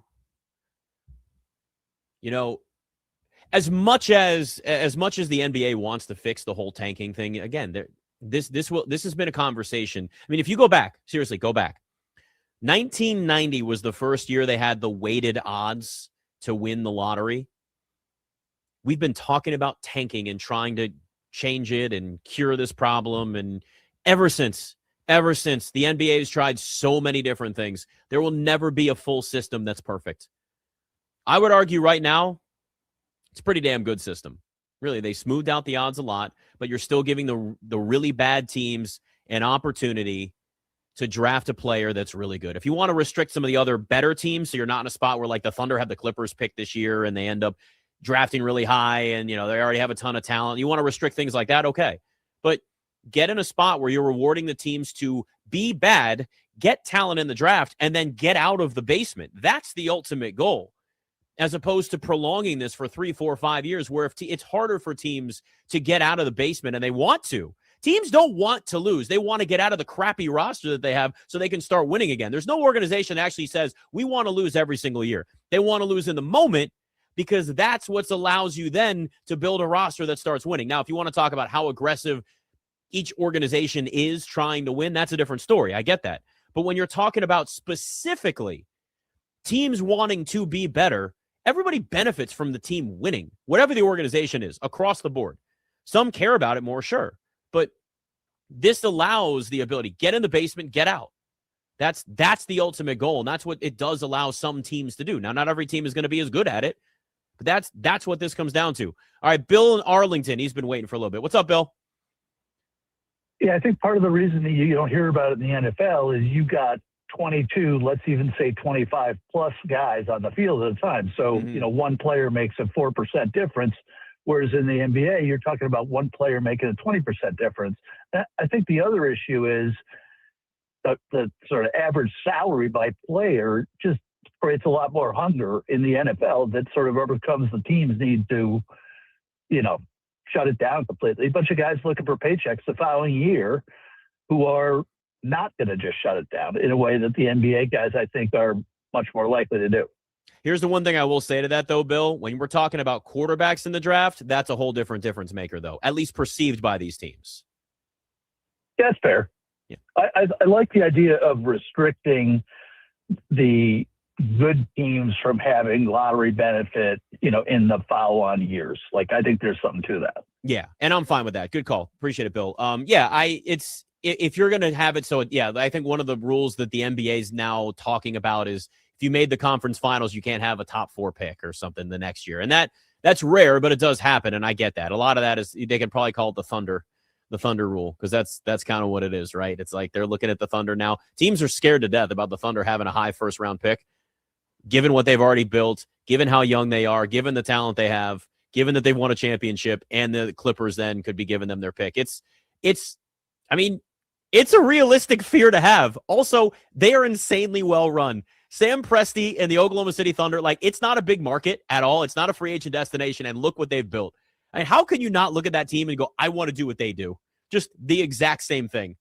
It's unbelievable what they've built. And again, that's kind of the model that the Wizards have. They are approaching it in that way. I know it's not perfect. I know it's not the same. But, like, when Shai Gilgeous-Alexander was in his second year in the league, nobody talked about him being an MVP. He's now the favorite to win MVP again this year, back-to-back, and they just won a title. So, like, players develop and get better. We could be talking about Trey Johnson as the next Ray Allen. The comparisons are already there. We could be talking about Alex Sarr as a top 3 big in the NBA in a couple of years, where we look back and go, wow, look at how much he's grown from his rookie year. I mean, look at how much he's grown from last year to this year. So there's a lot to be said for that, where when you look at how young these players are, there is a chance that we could be looking at this team in 3 or 4 years and people are saying, we want to model our rebuild the way the Wizards built their team. They're not there yet, but there is a chance, because it seemed crazy at the time looking at the Thunder, but they approached it the right way, and this is what you get. So this is, you know, there's an opportunity here, I think, for them to take that next step, but you still got to prove yourself. You still got to prove that this organization is looking to get to that next level and that they know what they're doing. Again, CBS Sports ranked him as the 22nd best front office in the NBA. Sorry, that's just ridiculous. They put the Jazz in the top 10. Their Jazz are like a year ahead of them in their rebuild. That's it. So, Paulie. What's up, Paulie? Hell to the W, man. What's up, Nick? God bless you. Hey, well, thank you. Thank you. You know Listen, it works forever. It works forever. What you got, man? I say this, man. To me, the difference between the NFL tanking and NBA tanking is that NFL teams, you pretty much know how your roster is constructed or whatever, but you don't get that sense of NFL teams tanking from week one. You go to the NBA, you got a handful of teams that you know that they're tanking from the first game to the 82nd game. So I think that's the biggest difference. Usually you start getting tanking in the NFL, maybe with 4 to 5 games left, you'll see teams start trying to position themselves, and maybe that last week. But with the NBA, man, they start. We knew the Wizards was tanking. We know Utah was tanking right away. You can identify the teams that's been tanking in the NBA from. But let me ask you this. Let me ask you this one thing, because let's look at this draft. This is an extreme year because there's so much talent likely in this draft. We could argue you weren't seeing the same thing back in 2023 before you had Zachary Reese-Shea and then Alex Sarr go number 2 to the Wizards. That draft was considered really weak, so teams weren't as serious about tanking, knowing there wasn't as much potential talent in that draft. Yeah, but they still was tanking because it's about the value of the pick. One man's trash is another man's treasure. So anytime you're in the top 5 of any professional sports league as far as drafting goes, those are high value positions. Listen, there's never going to be a perfect way to stop tanking or any of this. So you just got to get close to it as possible. If it was me, I would go. It'll be one or two things I would think of. The first way is I would just go back to the lottery teams. I'm talking NBA. The lottery, any team in the lottery, you only get one chance because it's an actual lottery. You get one ticket or one envelope or one ping pong ball. That's it. Everybody gets one ball. That way, everybody in the lottery, you're in the lottery, there's no taking to get better odds or better chances. That's it. Everybody gets that one ball or one envelope, however how you want to do it. But we got to see it. They got to do it live, right? We got to see this. I want to see it live on camera. Of course. Yeah, of course. Or you reward it in reverse order. Not if it what is 14 teams in the lottery. So the 14th team gets the number 1 pick. The 13th team gets the number 2 pick. You do it in reverse. And then that way it's still going to be tanking, but you're going to minimize that tanking to probably the 7th through the 8th, the 16th through whatever spots at the top of the end of the standings, instead of at the very bottom of the standings where you have maybe it'll just be 3 or 4 teams tanking instead of 15 teams trying to tank. All right, that's fair. Good stuff. I like it. I like it. Here's the one thing on Owen. Great call. We got to hit a break here at some point soon here. But look, there will not be a perfect system where everybody's truly happy, but I also look at that as it's like when somebody talks about, well, they should change the name Commanders. Well, it doesn't matter what you change it to. No one's going to be fully happy. So it's finding the common ground where the fewest amount of people are truly pissed off at it. And you feel like there's a little less in turn. If you want to smooth the odds out all the way, it's like every team that misses the playoffs has an equal chance. Yeah, but then remember how pissed off everybody was when the Mavs jumped from 11-1 to get Cooper Flagg? I know there were conspiracy theories, and if you're watching on YouTube, I got my tinfoil hat here, and I can just put this on real quick. There were certainly conspiracy theories right after the Luka Doncic trade to the Lakers so we got our own level of conspiracy theories. Now, you want to do this all publicly on camera? I think you kind of eliminate that too. So yeah, I think you're in a spot here where the NBA is never going to find a perfect system, but expect change coming. But at least it's going to be after the Wizards hopefully get a top 3 pick in this draft, and we can say, all right, now change it because they're looking to actually be a playoff team. All right, Nick Ashooh in for Chris Russell on the Team 980 and the Odyssey app.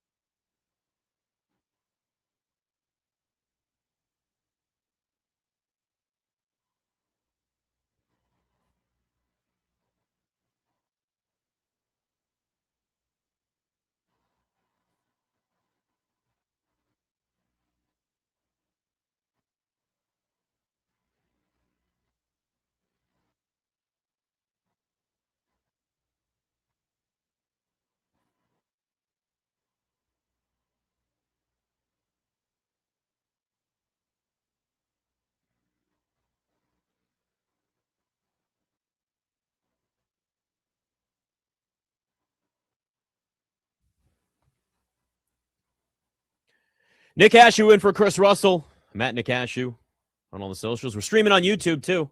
Check it out. Doing the YouTube thing. That's right. I made AMAC do it. I said, AMAC, we're going on YouTube, buddy. Line it up. And here we are. So if you want to jump on the YouTube stream, got that as well. Scott in Germantown's been waiting, though. I want to give him a chance here. What's up, Scott? Hey, Nick. How are you? Good, man. Good. Hey, so a couple things. One, I don't agree with the idea of penalizing a team like Oklahoma City that's done a great job basically managing their team, their roster, accumulating draft picks. I think they deserve to have those things because they've done it the right way. And one of the reasons is I think the Wizards have tried to replicate some of that activity. So I would hate to see that end up biting us in the butt, so to speak. I guess the point that I raised to AMAC was, and I think an earlier caller talked about the number of players and things along those lines. But the other thing to think about on the NFL level is most of those guys are on a year-to-year contract because those contracts are not guaranteed. So asking a player who is trying to continue his career and his livelihood, in essence, you're basically asking that player to not give it their all. And I think there's a big difference from that perspective. And I guess the other question that I had for you is I've always thought that DC is a basketball town. I mean, if you look at our history, the fandoms at Georgetown and Maryland and even the Bullets and the Wizards overall, but I've never felt like we've been a destination for NBA free agents. And I was wondering if you had a thought as to why that is.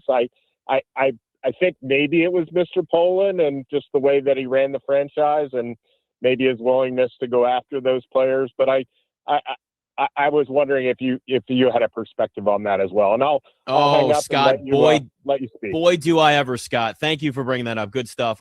Two things here. First, I do want to bring up that when you talk about players on non-guaranteed contracts in the NFL, no players tank, period, in any sport. I mean, there are some guys that maybe have guaranteed deals that are locked in for 3 or 4 years with a team in the NBA, and they know, like, okay, I'm going to sit it down, and I'm not fully hurt, but I'm hurt enough where I'm not going to play, and I'm going to, there's that type of thing that happens. But when guys are on the court, teams don't tank, players don't tank, front offices tank, and maybe coaches are forced to do that. But in reality, it's the front office that wants the better draft picks. It's the front office that wants to rebuild. And again, if they're in line with the coaches and they're going to have the same conversation, it's like, look, we got to play the young guys here. But players don't go out there on the court, on the field, and lose purposely. It's like when people have this idea, I've seen this idea thrown around, right? Here's how we fix tanking. We have a tournament at the end of the year where the worst teams compete for the number 1 overall pick.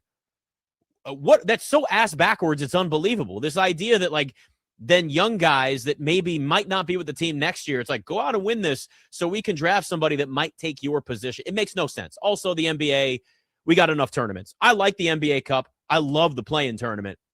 We got enough tournaments. We do it in the All-Star game now, too. That's enough. No more tournaments. But, to the other side of things and what Scott just said, I know this for a fact, talking to NBA sources, that for a long time, and this was before this rebuild, the image has changed. So I'll preface this with this. The image has started to change.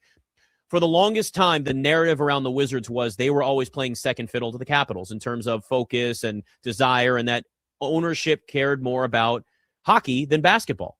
And whether that's fair or not, that was the perception around the team.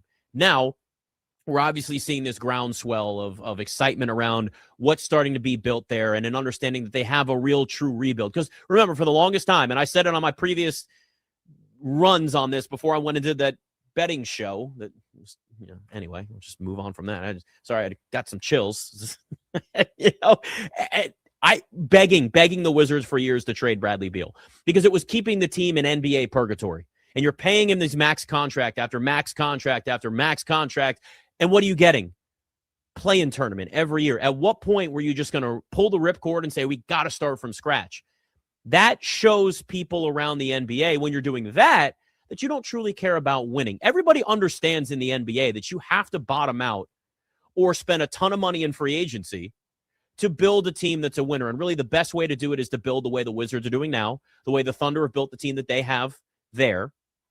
Those are the best ways to do it because it's about longevity. You're building a team that you don't have for short term necessarily. It's long term. And then you can also decide who you pay for the longer term, right? That's what matters too, because the roster will start to get expensive if all these guys pan out, and not everybody is. But the roster will start to get to the point where you're looking at it going, okay, we got to pay maybe Alex Sarr, or Trey Johnson, or, whoever. That's going to matter. It's why Denny Avdia was traded. They just weren't ready to pay him. It wasn't that they didn't think he was going to be good. Clearly, I mean, look at him. But the timetables just didn't match up. That's all that it was. But now, around the NBA, you can look at a roster like the Wizards, like the Thunder were before, and say, okay, it's not about the record, it's about the plan, and it's about the future. And you see an aggressive approach to making sure that you're set for this offseason and this draft, but also then setting yourself up for what a lot of them are calling around the NBA pre-agency. So it's not free agency, it's pre-agency. And in some ways, it was the, and I hate to say this because it's not a good comparison, it's the Marshawn Lattimore approach, right? Trading for Marshawn Lattimore, knowing he was hurt, hoping he was going to play this year, and, well, we all know how that worked out. So let's just wipe that from our brain and pretend that never happened, and don't compare it to this. But that's why they went for an Anthony Davis and went for a Trae Young, where it's about, okay, the hope, top 3 pick, then we have a healthy Anthony Davis, and I'll put it in quotes because it could be 40 games we get from him, whatever. But then you also have a Trae Young playing next year and what's likely going to be a contract year when he picks up his option. So he's going to be motivated. You pair those two, all-stars. They've been all-stars. You pair them with a top 3 pick with the young roster you've already got. Do a couple things in free agency. Maybe they maneuver and make a couple of trades and bring in somebody that you trade a couple of other young guys and you bring in another, 5 or 6 year veteran, whoever, somebody that's going to add something to a piece that you need. Again, a million things that you can maneuver. And all of a sudden, you're looking at a Wizards team going, maybe they're a 5 seed. Maybe they're a 6 seed. Maybe they're not even in the play-in tournament next year. That's become more of the perception with this team. Again, LeBron James talking about this tells you that people are noticing. And that's the difference. D.C. is a great city. D.C. is a big city. It's a top 10 market. There's a lot of great things about it. And if you're younger, I remember back in my younger days, in my 20s, the nightlife's fun too. All right? So, if you're a guy that's 26, 27 years old in the NBA and you want to go out, there's plenty of things you can do in D.C. Everybody talks about New York or L.A. or Miami being party cities in their own way. D.C.'s got it too. So you have the lifestyle that's available to somebody that wants to have a certain quality of life in a certain way, as long as they're doing it smartly. So you have those pieces, but you got to show that you're an organization that has a plan. And this is the first time in a very, very long time that they've truly had this plan. Remember, the last time that they built up a roster that was with young, high-drafted, talented players was essentially the John Wall, Bradley Beal era. And at the beginning, go back. We just celebrated John Wall and looked back on all the great years with him. Remember the hype. Remember the excitement. Remember at least those second-round series that, had they been healthier, they could have gone to a conference finals. There was a lot of that there. There was a lot of that potential. Injuries changed it. I get it. But that's how they built it last time. And there's been this purgatory clinging to an old era that didn't really need to exist anymore, as opposed to just ripping off the Band-Aid and starting over. They've done that now. And I think that really changes a lot of the perception of this organization, because players see, oh, they got a plan. Let's see what happens. Oh, by the way, LeBron James is talking about it. That's a big difference maker. All right, we'll talk to Ben Strober of Locked On Wizards next. Nick Ashooh in for Chris Russell.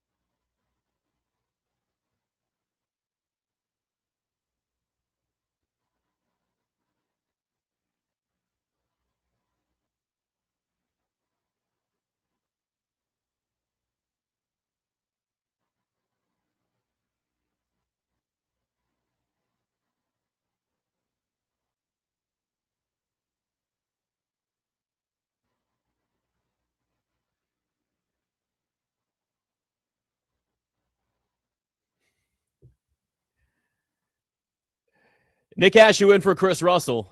It's Rihanna's birthday. It's actually been a couple of segments since we had a Rihanna song. Look at you, AMAC, breaking away and then coming right back, just hooking us into something else and bringing it right back. Well done. Well done. Yeah, she's 38. Do we know that for sure now? She's 38? Yes, 38 years old, 3 gorgeous children. I mean, she, like you pointed out earlier, she has the life. Like, I mean, I would trade for it. I mean, she built up an empire and then said, I can step back now. And that's the way you want to do it. Build up an empire and then just kick back and go, all right, that's it for me, and live a good life. You can't ask for more. So, all right, Ben Strober, Locked On Wizards, jumps on with us now. I know you had a nap this morning. I appreciate you catching us in between. I know you got a wild schedule, but so I actually want to throw this to you because this has become really a topic I didn't expect to take off as much as it did on the show, but it has. And I'm looking at the Wizards and Commanders rebuilds right now, and I know the timetables are different and the sports are different. It's not apples to apples, but the confidence level that people have in the Wizards and their rebuild and where they are, and LeBron James talking about the Wizards and their future and really seeing the promise that's there on his podcast with Steve Nash. And tell you what, Ben, this is the first time in years that I have seen around this Wizards team a level, it's tempered excitement, right? There's a level of like, okay, I feel good about this, but they've got to keep showing what they're doing. But this is the first time in a long time that I've seen like a true level of excitement about the future of the Wizards. We haven't had this in a really, really long time. Yeah, and I agree your point where like you can't really compare this as an apples to apples thing because rebuilding in the NBA takes a lot longer than it does in the NFL, as we saw the Commanders reach an NFC championship game in the first year with a franchise quarterback. And, things kind of crash a little bit here in 2025, but you hope to get back to that in 2026. Rebuilding in the NBA is so interesting because everything that everyone gets excited about, and this is what we're seeing with the Wizards right now, is mostly on paper stuff. You see the development on a night in, night out basis from guys like Alex Sarr, who's had a massive year number 2, Trey Johnson, who's had a really promising looking rookie season, Keyshawn George emerging in his second season. But until that really translates to wins, which the organization hopes is what happens next year, it's a little bit hard to speculate or understand where the team actually is in the rebuild. I think on paper, you can feel pretty good that the organization finally has a direction. So to compare the two things is pretty hard to me. I think the NFL is so results driven year after year. Like the expectation every single year, even when you're rebuilding, it seems like in the NFL, is that you make improvements. And if you're a Commanders fan, which you and I both are, Nick, like you're expecting this team to get back to somewhere in between where it was last year and where it was in the year that they reached the title game. That's where I think people assume the organization really is, because got a little bit lucky, had things fall your way in 2024. 2025 was just a disaster by all accounts. You're so injured. You're probably not going to have a year where you're that injured again. So you're probably somewhere in the middle. It's just a matter of where, and can they even get back to the postseason is what I'm wondering. Same thing for the Wizards next year. Can they get to the postseason with the pieces they brought in? Yeah, and listen, I if we're looking at certainly what their expectations are, I think they made it clear that they want to be a playoff team next year with those trades for Anthony Davis and Trae Young. No matter how much they play, you're at least saying, okay, we're looking to not just play young guys and that's it next year. But it all comes down to the lottery and where they fall there. And it's like, that's the bow on the beginning or the main part of the rebuild. If you can get your franchise guy that is in maybe one of those top 3 picks or whatever the case is. But I don't know how much you've seen in terms of this report from ESPN and what the league is talking about for changing the lottery again and curbing tanking more, and which I won't be this year. It's going to end up being years down the road or whatever the case is. But so thankfully it doesn't involve hurting the Wizards at all, Ben, this time around. We just need the lottery luck and our fingers crossed for that. Have you seen some of these though? I mean, flatten the lottery odds for all teams. Okay, Stan Van Gundy and other people have suggested eliminating the draft altogether. That's really stupid. There's the tournament at the end of a regular season where teams play for the number 1 pick. That's really dumb. Lottery odds freezing at the trade deadline or maybe a later date or like the all-star break or something along those lines. I mean, I don't know. I think they're going to change something. I just don't really think people understand how difficult this is to make it downright perfect. And it's just never really going to be something where everybody's happy. And with some of the other proposed things are pointed directly just based on recency bias. one of the things that was, I guess, is a deliberation part of this, saying that if you were in the conference finals the year before, that you can't pick in the top 4. Like, who do you think they're pointing that That's initiative the Thunder, buddy. at? That's the Thunder. They're pointing that directly at the Thunder, and now the Pacers in this situation, who have right, fair. That's fair. You're right. The Pacers too. Good point. Yeah, the Pacers essentially just took the year off. They were minutes away, 3/4 away from winning an NBA Finals. A Tyrese Halliburton Achilles injury away, 3/4 from winning an NBA title. And now this year they're kind of like, oh well, all right. And you saw the display last night against the Wizards. That is a truly masterful team that knows what it's doing when it comes to tanking. And the argument I'd make for a team like that, Nick, not to go on a tangent here or anything. Feel free. The starters on a team like that, the Pacers, are better tank commanders than a lot of the bench guys. Aaron Nesmith and Andrew Nembhard last night, those guys are formidable NBA players, and they look awful on the majority of nights that they're playing for Indiana because those guys aren't worried about anything. They're not worried about their spot going forward. They're playing basically for nothing at this point. And when they have that in mind, they don't play as hard as a lot of the bench guys. And you have the guys that are on the Wizards that are 10-day contract G League guys that might not ever see NBA minutes again. So they're going all out every single night. There's like levels to this tanking stuff. And last night was kind of proof of it.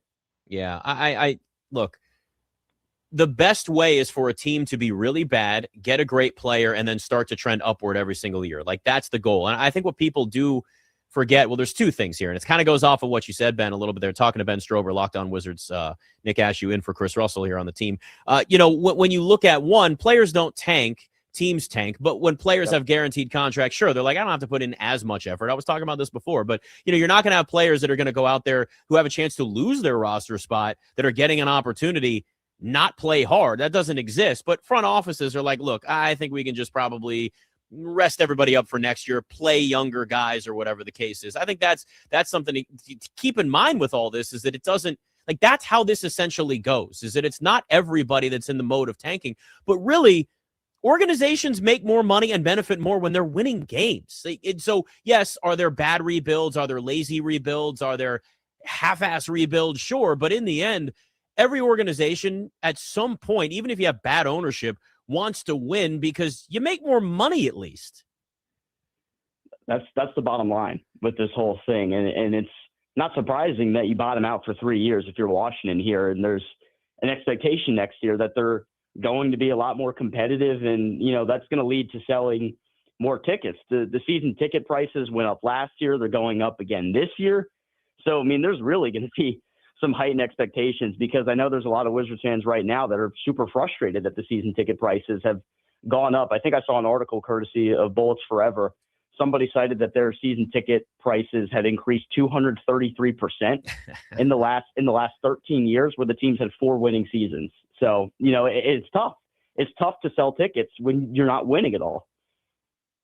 I'm looking at the NBA straw poll. They always do this. Tim Bontemps does this with ESPN, and they always kind of poll where people are in terms of NBA MVP. It's just crazy to see where we are now. I think you and I had this conversation on your podcast the other day, or at least maybe it's been off air, but, the face of the NBA, and we're in this transition now where it's not going to be LeBron anymore, whether he retires now or retires next year, whatever the case is. It's at some point LeBron's not there, and he may not be the best player anymore, but he's still the face of the league because he's LeBron James, and he's established himself as that. But SGA is a massive favorite right now in the straw poll alone to win a back-to-back MVP. Nikola Jokic is right behind him, but it ain't even close. Cade Cunningham is really not getting it. He got one first-place vote, but really he came out and said he thinks he's MVP. He's probably not going to win it. Wemby's there, Luka's there, but none of those guys are getting first-place votes really with this straw poll. And you just kind of look, and you realize all the names that are in this. This is how voting might go, essentially, to explain it to everybody. Like, this is how voting might go if they were to do MVP right now and everybody would finalize their votes. You got a lot of names spread out here. It's going to be a while before the NBA kind of establishes who their next face of the league is. There are years, I think, ahead for this league where that's going to be one of the biggest questions, and nobody really separates themselves from the pack. And I think the league's in good hands as a result of that. It's great to have a face of the league, and LeBron doing it for so many years, I think, was good for the sport and, sometimes bad for the sport from the same realm, just because there wasn't a lot of parity for a lot of LeBron's run. in his career. I mean, he went to 8 straight NBA finals. So there was absolutely no parity in the Eastern Conference when he was there, but it's just a testament to how great he was, especially during the prime of his career and the 4 primes that he really had in his NBA career, which is insane to think about. But, you listed off 6 guys there that all could have arguments for being the face of the league in a couple of years from now. A couple other guys, you could throw Anthony Edwards as a guy that could become a potential face of the league player. It's really just going to depend on what direction the league wants to go, because the league can kind of dictate the narrative of who they want to be the face of the league in terms of the media coverage, the way they portray the player. And a lot of the guys you bring up are international players. And I think the NBA has taken this initiative to really expand the game internationally. So you could see an international player for sure becoming the future face of the league, and the league really trying to drive that narrative. When you look at the Eastern Conference right now, we got the Pistons 5.5 games ahead of the Celtics, and then it's the Knicks and the Cavs, Raptors, Sixers. That's the top 6 right now. There is nobody that has separated themselves. I mean, you could have confidence in Boston even without Jason Tatum, just because they're winning without Jason Tatum. I don't think he comes back this year, even though they're leaving the door kind of open for that. What team in the East do you have the most confidence in right now? Because honestly, if I look at this, it's a great example of how if the Wizards have a really good offseason, the East is wide open, and they got a chance to be in the mix of that fringe between play-in and even above the play-in tournament line come next year. I really like Boston, to be honest. Do and you? I do think Jason Tatum comes back. Okay. What they've been able to do without Tatum has been really, really impressive. And they bolstered their lineup in the front court at the deadline, which I think they're such a well-coached team. It's just something that stood out to me when they came here to DC.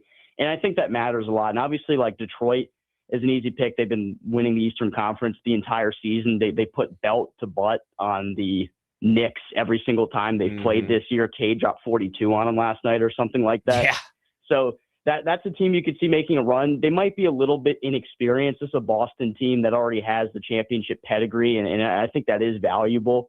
When it comes to an Eastern Conference that's pretty wide open this year, if Tatum really does come back, I think they would be the favorite, at least to me, to get out of the East. I don't know if they can beat anybody out West, but they'd be the favorite to at least come out for me. If the Wizards get a top 3 pick in this draft, given the talent that's obviously there, and given the moves they've made and the strides the young talent has at least made, even not counting record, and we all know, how much pressure is on this team next year? Reasonable expectations. And again, I know other things can obviously happen, but we know the hype is going to be around that potential top 3 pick. If they get the top 3 pick, I think regardless of the situation with the moves you've made, you've set yourself up to be in a position where you got to make the play-in tournament, or it's kind of a bust season. Yeah. In my opinion, and especially if you get a top 3 pick, depending on who it is, can maybe change what you feel like the ceiling is of that team. But I think they've set themselves up to be in a situation here where if they don't make the play-in game, it's probably because your young players don't show enough, and they don't take that leap that you're hoping you see from some of these guys in their 3rd or 4th season. Maybe it's because Anthony Davis only plays 20 games, or Trae Young only plays 20 games or something like that. That could be a determining factor in it. But I think with that aside, your expectation when you're talking about how well a team can play the next season, I'm just assuming that most of the guys are healthy for the majority of the season. If they're not, they're not. But that's how I'm looking at it right now. I expect this team to make a pretty significant leap next year. And it's not going to necessarily be easy to do so, because I don't know how many teams in history have jumped their win total by 20 plus in one season. I can tell you one, it was the Cavs 3 or 4 years ago. The Cavs went from, I think their win total was 23.5, and they won 46 games that year, whatever it was, when they first took that big step. That does not happen very much. Yeah, it's not an easy thing to do. So if they fall short of that, that's why play-in, I feel is realistic, and top 6 in the East seems a little bit more unrealistic to me. Yeah. Because in the Eastern Conference at this point, you could be the 10 seed with 37 wins or something like that. I see that as realistic. If they got to 500 or better, I think that would be awesome, a great step forward. But that's what I'm looking at right now. If they get under 35 wins, I think that's a little bit of a downer. All right, Ben Strober, Locked On Wizards. I did a podcast with him the other day, so make sure you check that out wherever you get your podcasts, including YouTube. Good stuff, buddy. Thanks for coming on. Thanks, Nick. Always a pleasure. Yeah, and I think that's reasonable, is to look at the Wizards next season as a play-in team, but top 6, and by top 6, it probably is 5 or 6 seed at the best. if it's the same roster with a top 3 pick, I think we're probably putting the expectations a little too high, but the East is very wide open. And, who knows what type of regression we could see from the Knicks, from the Cavs, from the Sixers. The Sixers are the 6th seed right now, and they're 5 games over 500, and everybody's always hurt. So it's like, who knows how bad the Sixers could be next year. So it's the East is something where if you're aggressive, you can be in this conversation starting next year, but not this year. Let's get that top 3 pick. That's what you need. All right, Nick Ashooh in for Chris Russell on the team.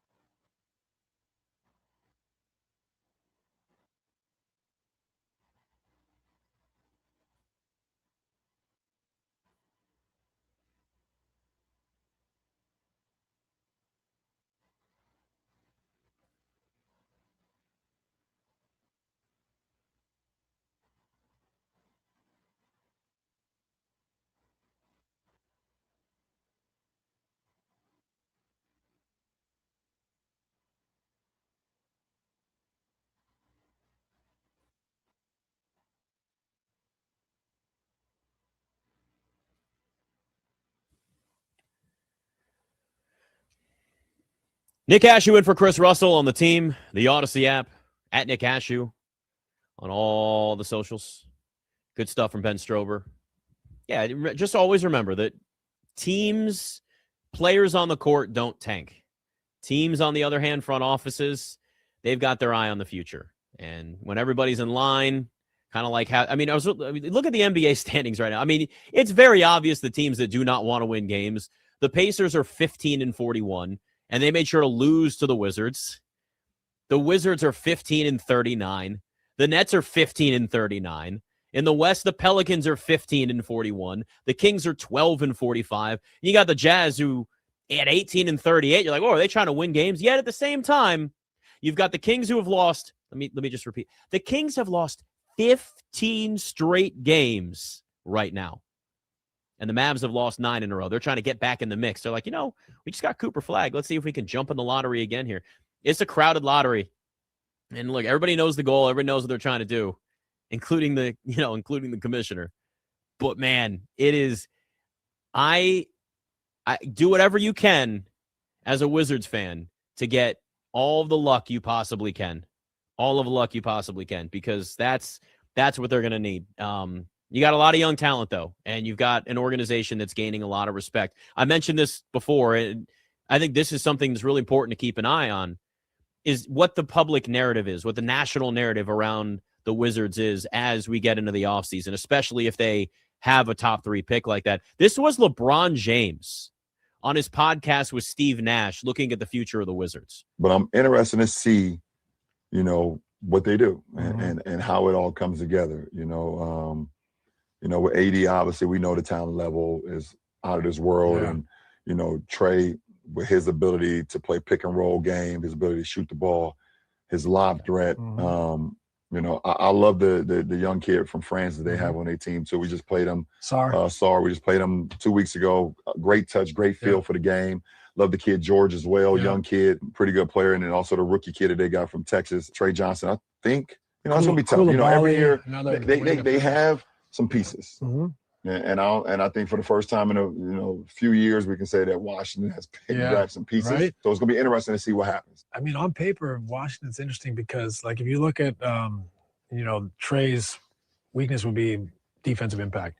But you have AD and you have Sar, as your 4 and 5, 5 and 4, however you want to slice it. Sar can stretch the floor. AD obviously can roll and duck in and do all those things. They got some support, and they got some wing size and length and defenders too. So there's more support for him there. And you know how brilliant he can be offensively. So it is interesting to see if they keep that thing together. I think it's interesting to see it. I'm very interested to see how it come together for sure. I think everybody is. LeBron James and Steve Nash there, and it's, this is now getting to the point where the attention starts to show up on this team. Their spotlight's bright, starts to be a little conversation about the future, but you got to answer that. You really do. And, this is where we were. If you're looking at the Commanders, after a 12-win season, look, there were no expectations heading into Jane Daniels' rookie year, right? There's nothing there.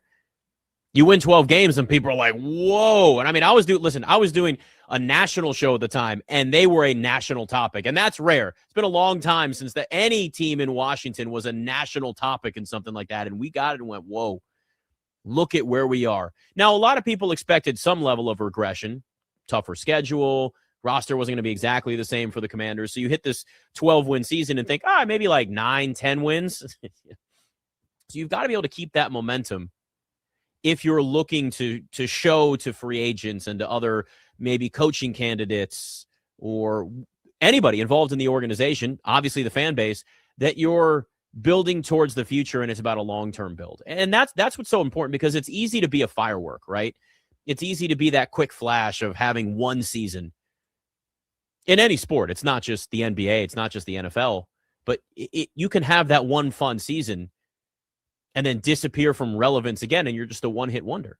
And right now, the Commanders are in danger of being a one-hit wonder if they don't address all of the needs they have. Now, again, it's easier said than done.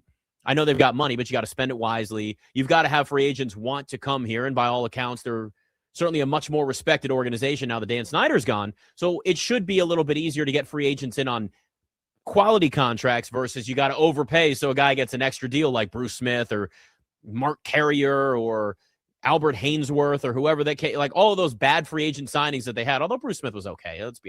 We know how that early 2000s team was. But when you are looked at as an organization that people take seriously, see, that's a lot different. That's a lot different than just extra payday. I'm going to be a part of something. I'm going to that organization to win. I'm going to that organization to help build a culture and to already be a part of a culture that's starting to be established. And it's not like the Commanders have this well-established culture that the Patriots had and, the previous era that they've just turned right around and said, yep, let's just do this again. And there they are. They've got it all over again, back to a Super Bowl. The Chiefs are in that category. Like, really, if you're being honest, if you look at where the Chiefs are right now, do you really think they're going to miss the playoffs next year as long as they don't deal with Patrick Mahomes having any injury setbacks or whatever? No, they're going to find a way to make the playoffs. And that's something you are trying to build as an organization if you're the Commanders, where it's not just about, hey, remember that time we won 12 games? Look, I went to George Mason. I remember when they made the Final Four, okay? Still to this day, I got T-shirts from them making the Final, all that. but that was a flash in the pan. I know they won a tournament game years later against Ohio State, and the reality was that was a flash in the pan. That was one of those big moments. It was one big firework. Ooh, so pretty, and then it trickles away and it disappears.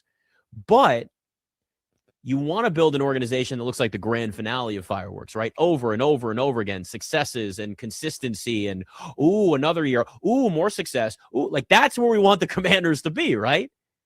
You want them to get to that point. And that's why this offseason is so vitally important. Because if you look at the excitement around them, it was too much too soon.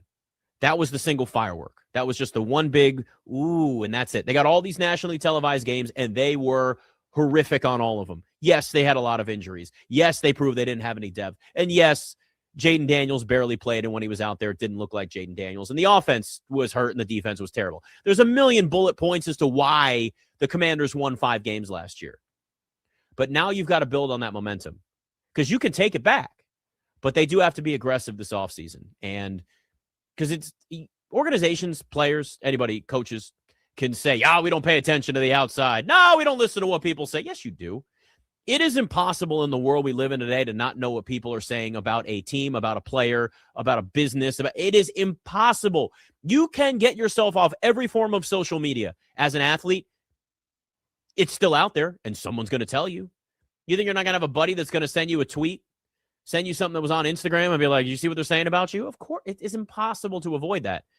And if you're a front office like the Commanders have, and your ownership group on top of that, you knew what you were getting yourself into. You came to an organization or bought an organization, and you knew the history, you knew the scars, you know what we as a fan base have dealt with for so long. Just so not just losing seasons, right? I mean, we've suffered year after year after year with no hope. And that's the difference with now is at least that you know that you have people in charge that understand what they got themselves into, that understand the history. Now that they have to execute, you got to execute it. You got to make this work. You've got to turn this into something that's consistent. But the difference here now after a 5-12 season now versus a 5-win season going back to the previous regime, there's a lot more of a possibility of a turnaround and real consistent hope and a real possibility that this organization turns into what you want it to be versus where it was before, where everything eventually fell out. They tried everything, and it never worked, from recycled coaches to offensive coordinators that you thought were going to be the next great head coach to drafting high and finding your quarterback to getting a quarterback that was in the 4th round and thinking he's every single thing, and nothing worked. This is the difference now, is that there is at least a level of self-awareness to this point that makes me much more confident that a 5-12 season will not happen again this coming year. Even if there's injuries, you now have a level of depth that you know you have to add. It's not just about the starters. It's realizing, oh, man, we got exposed. We need some depth. And that's what matters, too, because you can throw out the whole cliche of, like, next man up. Okay, great. It's just words. That's all that it is. If you don't have a next man up, does it really matter? And that's what we're talking about. And that's the difference here where the Commanders are, where you can take the previous lack of hope and you can turn that thing around moving forward because it's very different now. But you still have to prove it. You still have to show it. The Wizards are the same thing. They have to show that they can take this momentum, this LeBron James hype, this Steve Nash hype, all of this, the Wizards, and looking how they're turning things around. It's good. But you then have to build on it and capitalize it. And that's why next season, honestly, the off seasons for both the Wizards and the Commanders are massively important. And getting into next year is going to be that much more important too, because you got to build on what you've done. For the Commanders, it's getting back out of the basement. For the Wizards, it's just showing, hey, we're not just this fun young team. So we'll see. Nick Ashooh in for Chris Russell on the team.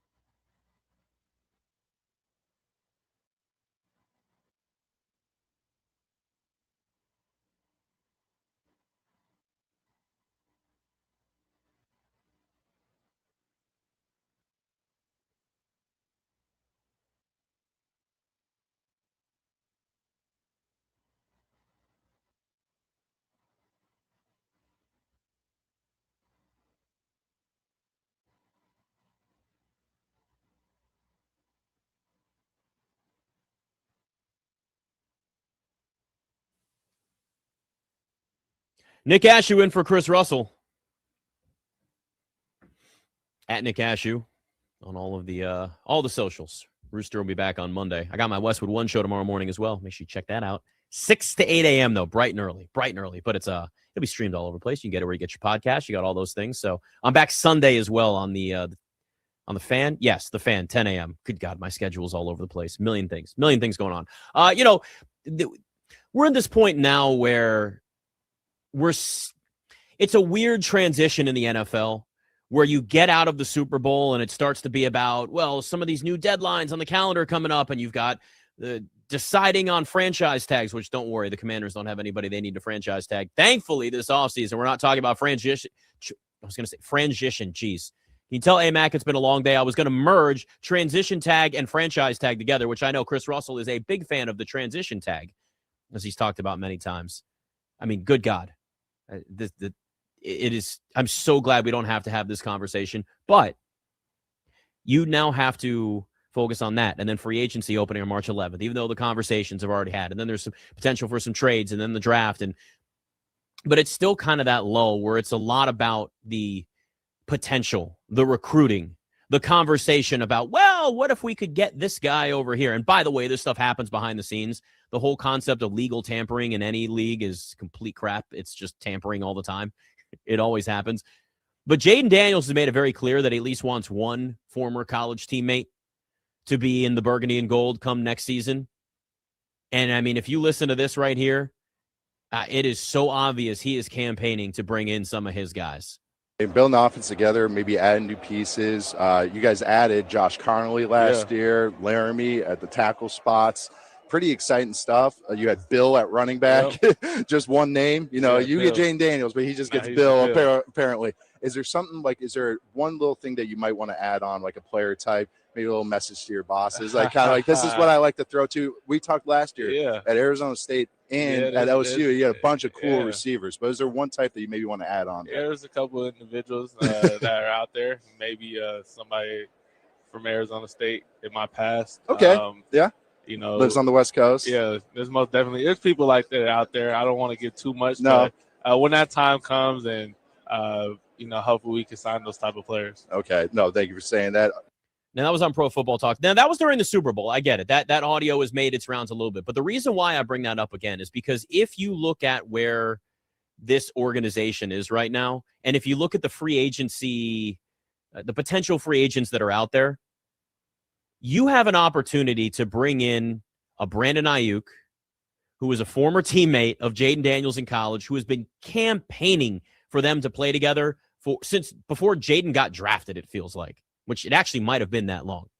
But they need a number 2 receiver, and Rachaad White is the other name that would be thrown around as a running back, and they could use some help in the backfield. But the difference in the free agent market between the two is, it's vastly different. When you talk about free agents that would be available, Tyreek Hill, already hurt, no ties to the organization, maybe goes back to the Chiefs. Mike Evans has spent his entire career in Tampa. Christian Kirk, Deebo Samuel, will put him separate because we don't know what that situation is going to be. But De'Ami Brown, Tutu Atwell, Hollywood Brown, maybe Jawan Jennings. But if you start looking at the free agent wide receivers that are out there, besides a Brandon Ayuk, it feels inevitable that Brandon Ayuk is, if they're looking at one free agent wide receiver besides filling in some spots, somebody maybe farther down the depth chart, Brandon Ayuk feels like the inevitable signing for this team, given the ties, given that they can get him cheaper, given that he's farther along in his recovery from his knee injury versus Tyreek Hill,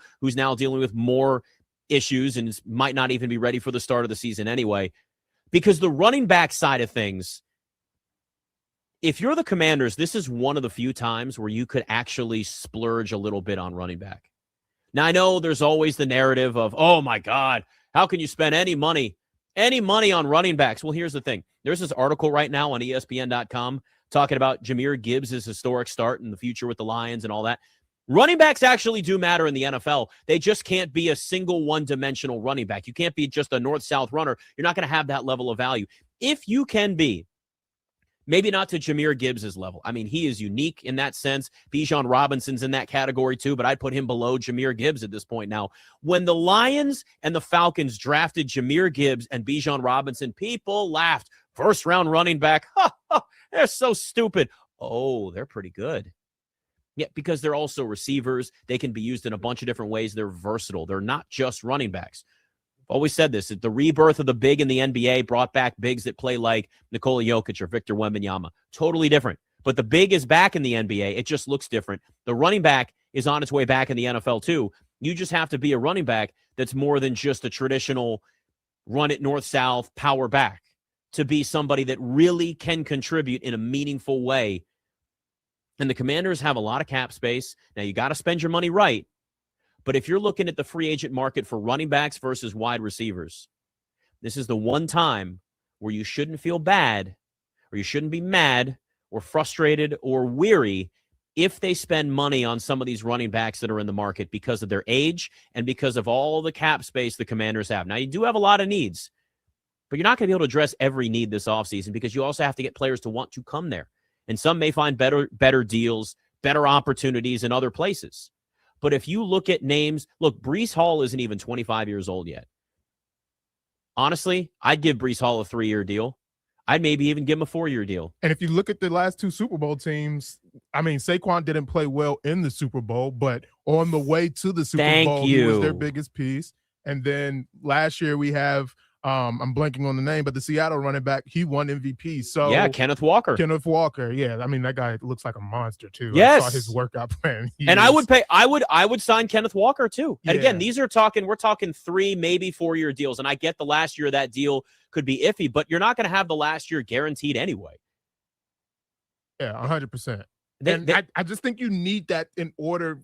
Looking at how Jaden Daniels struggled this year, I think that would be a good complement, a good solid running game behind an offensive line, be a good complement for that offense to kind of have a balance to where they can go down the field when they need to and actually threaten teams with the running game. And that's what's so important is that they're going to want to run the ball more because Cliff Kingsbury didn't run the ball enough and abandoned the run when it was working. Bill is nice, but he needs to show that he can be a more consistent back for them. He has the ability as a pass catcher and can be dynamic at times. I don't know whether Chris Rodriguez is going to be back. I would love to see it, but it just seems like the organization couldn't figure things out. But now with David Blau at offensive coordinator, maybe that changes. But AMAC, I'm telling you, dude, like this is the opportunity for them to bring a running back that you can give a lot of touches to, that you can give a lot of opportunities to take some of the pressure off of Jaden Daniels. And you can spend more money there because you have the ability to be able to do that. Breece Hall, Kenneth Walker. I'd even argue it'd be a shorter deal, but maybe Javonte Williams, bring him away from Dallas. Now, he's already got 5 years under his belt. He's going to be 26. So we're at that point where how long does that deal go? It might be less. Travis Etienne's 27. So that name's gotten thrown around a lot. My concern is that he's already 27. But we did see a kind of a rebound year this year in that Jaguars offense. There are names out there that you could say they would make a difference in this offense, and they would take the pressure off of somebody like a Jaden Daniels. Look, Rachaad White's 27. So it's not like I know his name's been thrown around, but really, I mean, it would cost you less, but realistically, if you could get one of those backs, I wish Rico Dowdle was younger, but he's already 28, but he's somebody that can be that dual threat back, essentially, to a lesser degree maybe, but that's what they need.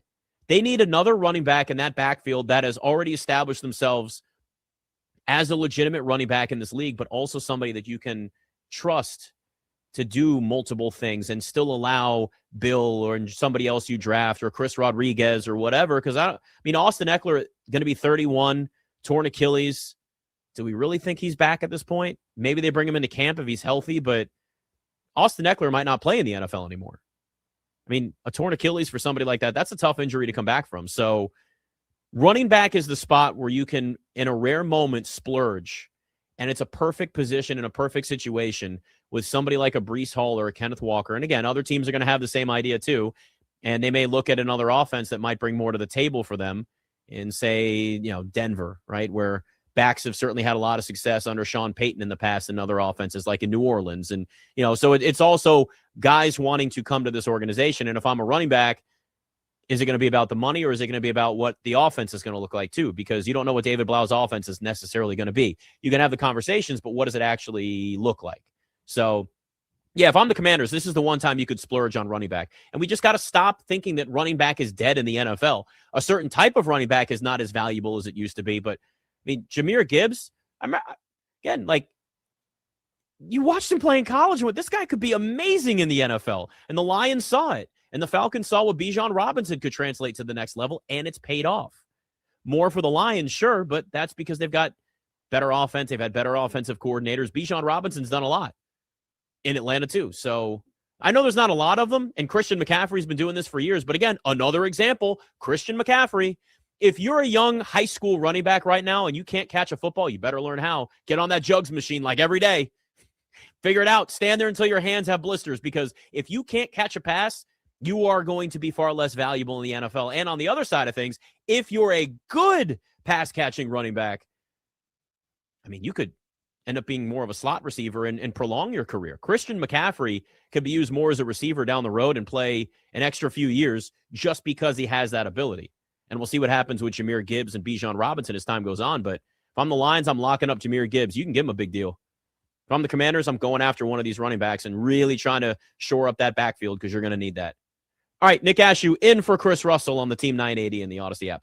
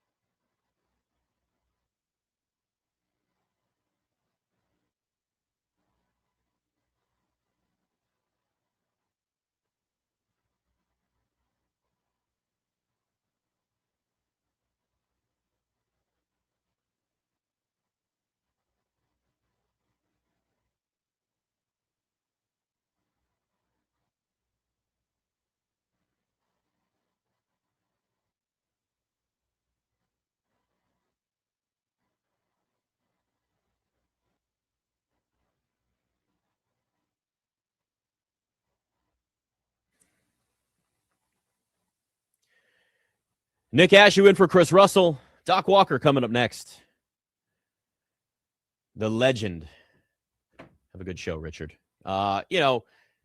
It's funny, too, because, yes, LeBron James and Steve Nash and other people are starting to notice what the Wizards are doing. And, there's also levels beyond that, too. Now, obviously, LeBron and Rich Paul, who is his agent, who has a podcast now, which, by the way, that dynamic is hilarious because it's like Rich Paul was talking about who the Lakers should trade, and then the media is asking LeBron, and he's like, I don't have anything to do with this. He's his own man. But at the same time, it's a kind of a complicated dynamic when your agent also business partner. I mean, it's more of a relationship than that. But, when he's sitting there talking about your team and who should get traded, and you're like, dude, I got to answer to this. Can you stop?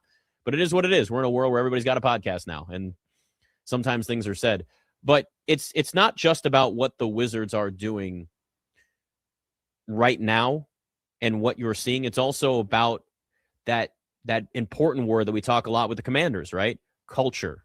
And it's what ownership and what the front office and their goals are and what their true plans are moving forward. Rich Paul had this to say about that on his podcast.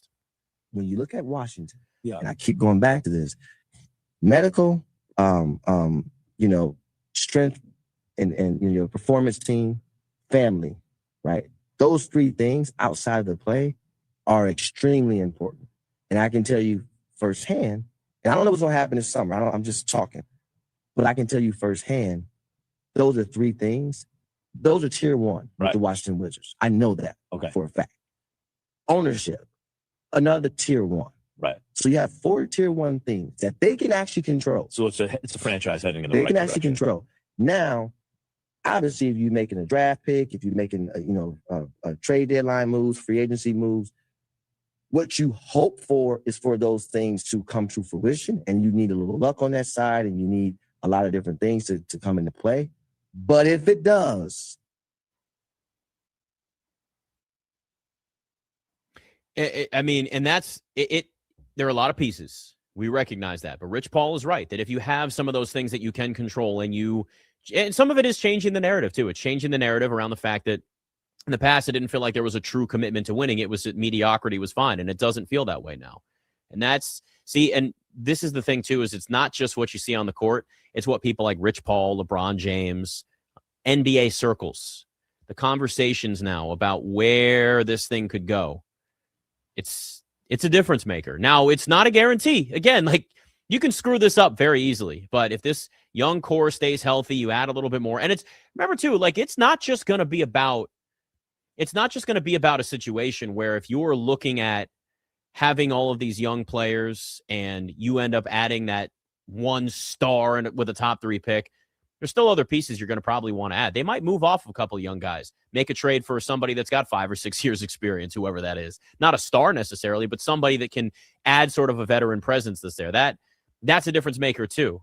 I would say this, the one thing where, as we talked about this a lot on the show today, which surprisingly so many people called in and actually were more excited about the Wizards rebuild than the Commanders right now, though again, not apples to apples, not on the same timetable, but there is a high level of confidence with you watching the Wizards and where they're going. But the one advantage that the Commanders do have, at least to this point, and AMAC, I think you'll probably agree with this, is that as great as it is to have all the young talent the Wizards have, the hardest thing to find in sports is a franchise quarterback. And as long as Jaden Daniels stays healthy, the Commanders do have a franchise quarterback. And that is the most difficult thing for anybody to find, more than a superstar in the NBA even. Yeah, and that's why, Ben alluded to it earlier when you were talking to him, and that's why I kind of was hesitant of picking the Wizards so easily, because they do have, like you said, like the better young pieces around them. But we've seen number 1 overall picks. We've seen quarterbacks taken.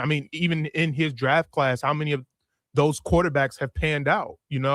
How many haven't so far? So, like you said, it's hard to find that in the Commanders as it looks right now at this moment. If he's healthy, they have that guy. So that's a big piece of the puzzle for them. Yeah, and listen, it's still up in the air with Jaden. We got to be fair. Last year there was injuries, didn't give us a chance to really see how much he developed from year 1 to year 2, but we at least have an idea of what the ceiling can be because we saw it when he was Offensive Rookie of the Year, and we saw what he did in the playoffs. By the way, much better than Drake May in the playoffs. Just going to point that out. They won because of Jaden Daniels, not in spite of Jaden Daniels, like the Patriots defense overcame bad play from Drake May. Just going to point that out. But you still have to show now heading into year 3 that Jaden Daniels can take that next step. Now, the Wizards get the number 1 overall pick. Commanders have a franchise quarterback. That number 1 overall pick for the Wizards is kind of on that same level of franchise altering like a franchise quarterback could be. I mean, we could also just be in a spot, and I know let's take a deep breath. There's a chance this could happen, that both the Wizards and Commanders actually just have a really bright future. And it's just going to take a little time to get there. But we could be talking about not just short-term, but long-term success for both of these franchises, where you don't necessarily see it now, but it's not about the now. It's about the plan and the steps that it takes to get to where you want to be, right? It's like a startup. You got all these big ideas, but it starts small. You get the funding, you grow, you hire the staff, you build out the product, you have a lot of success, and then there's Amazon. Now, I'm not saying the Wizards or Commanders are going to turn into the Amazon equivalent in the NFL or the NBA, but there's a chance that could at least be the case, and I think that's what's most important. All right, Doc Walker coming up next. Thanks to Michael Jenkins and Ben Strober who joined the show. I'm Nick Ashooh. I'm at Nick Ashooh on all of the socials. Give me a follow there. Talk to you next week.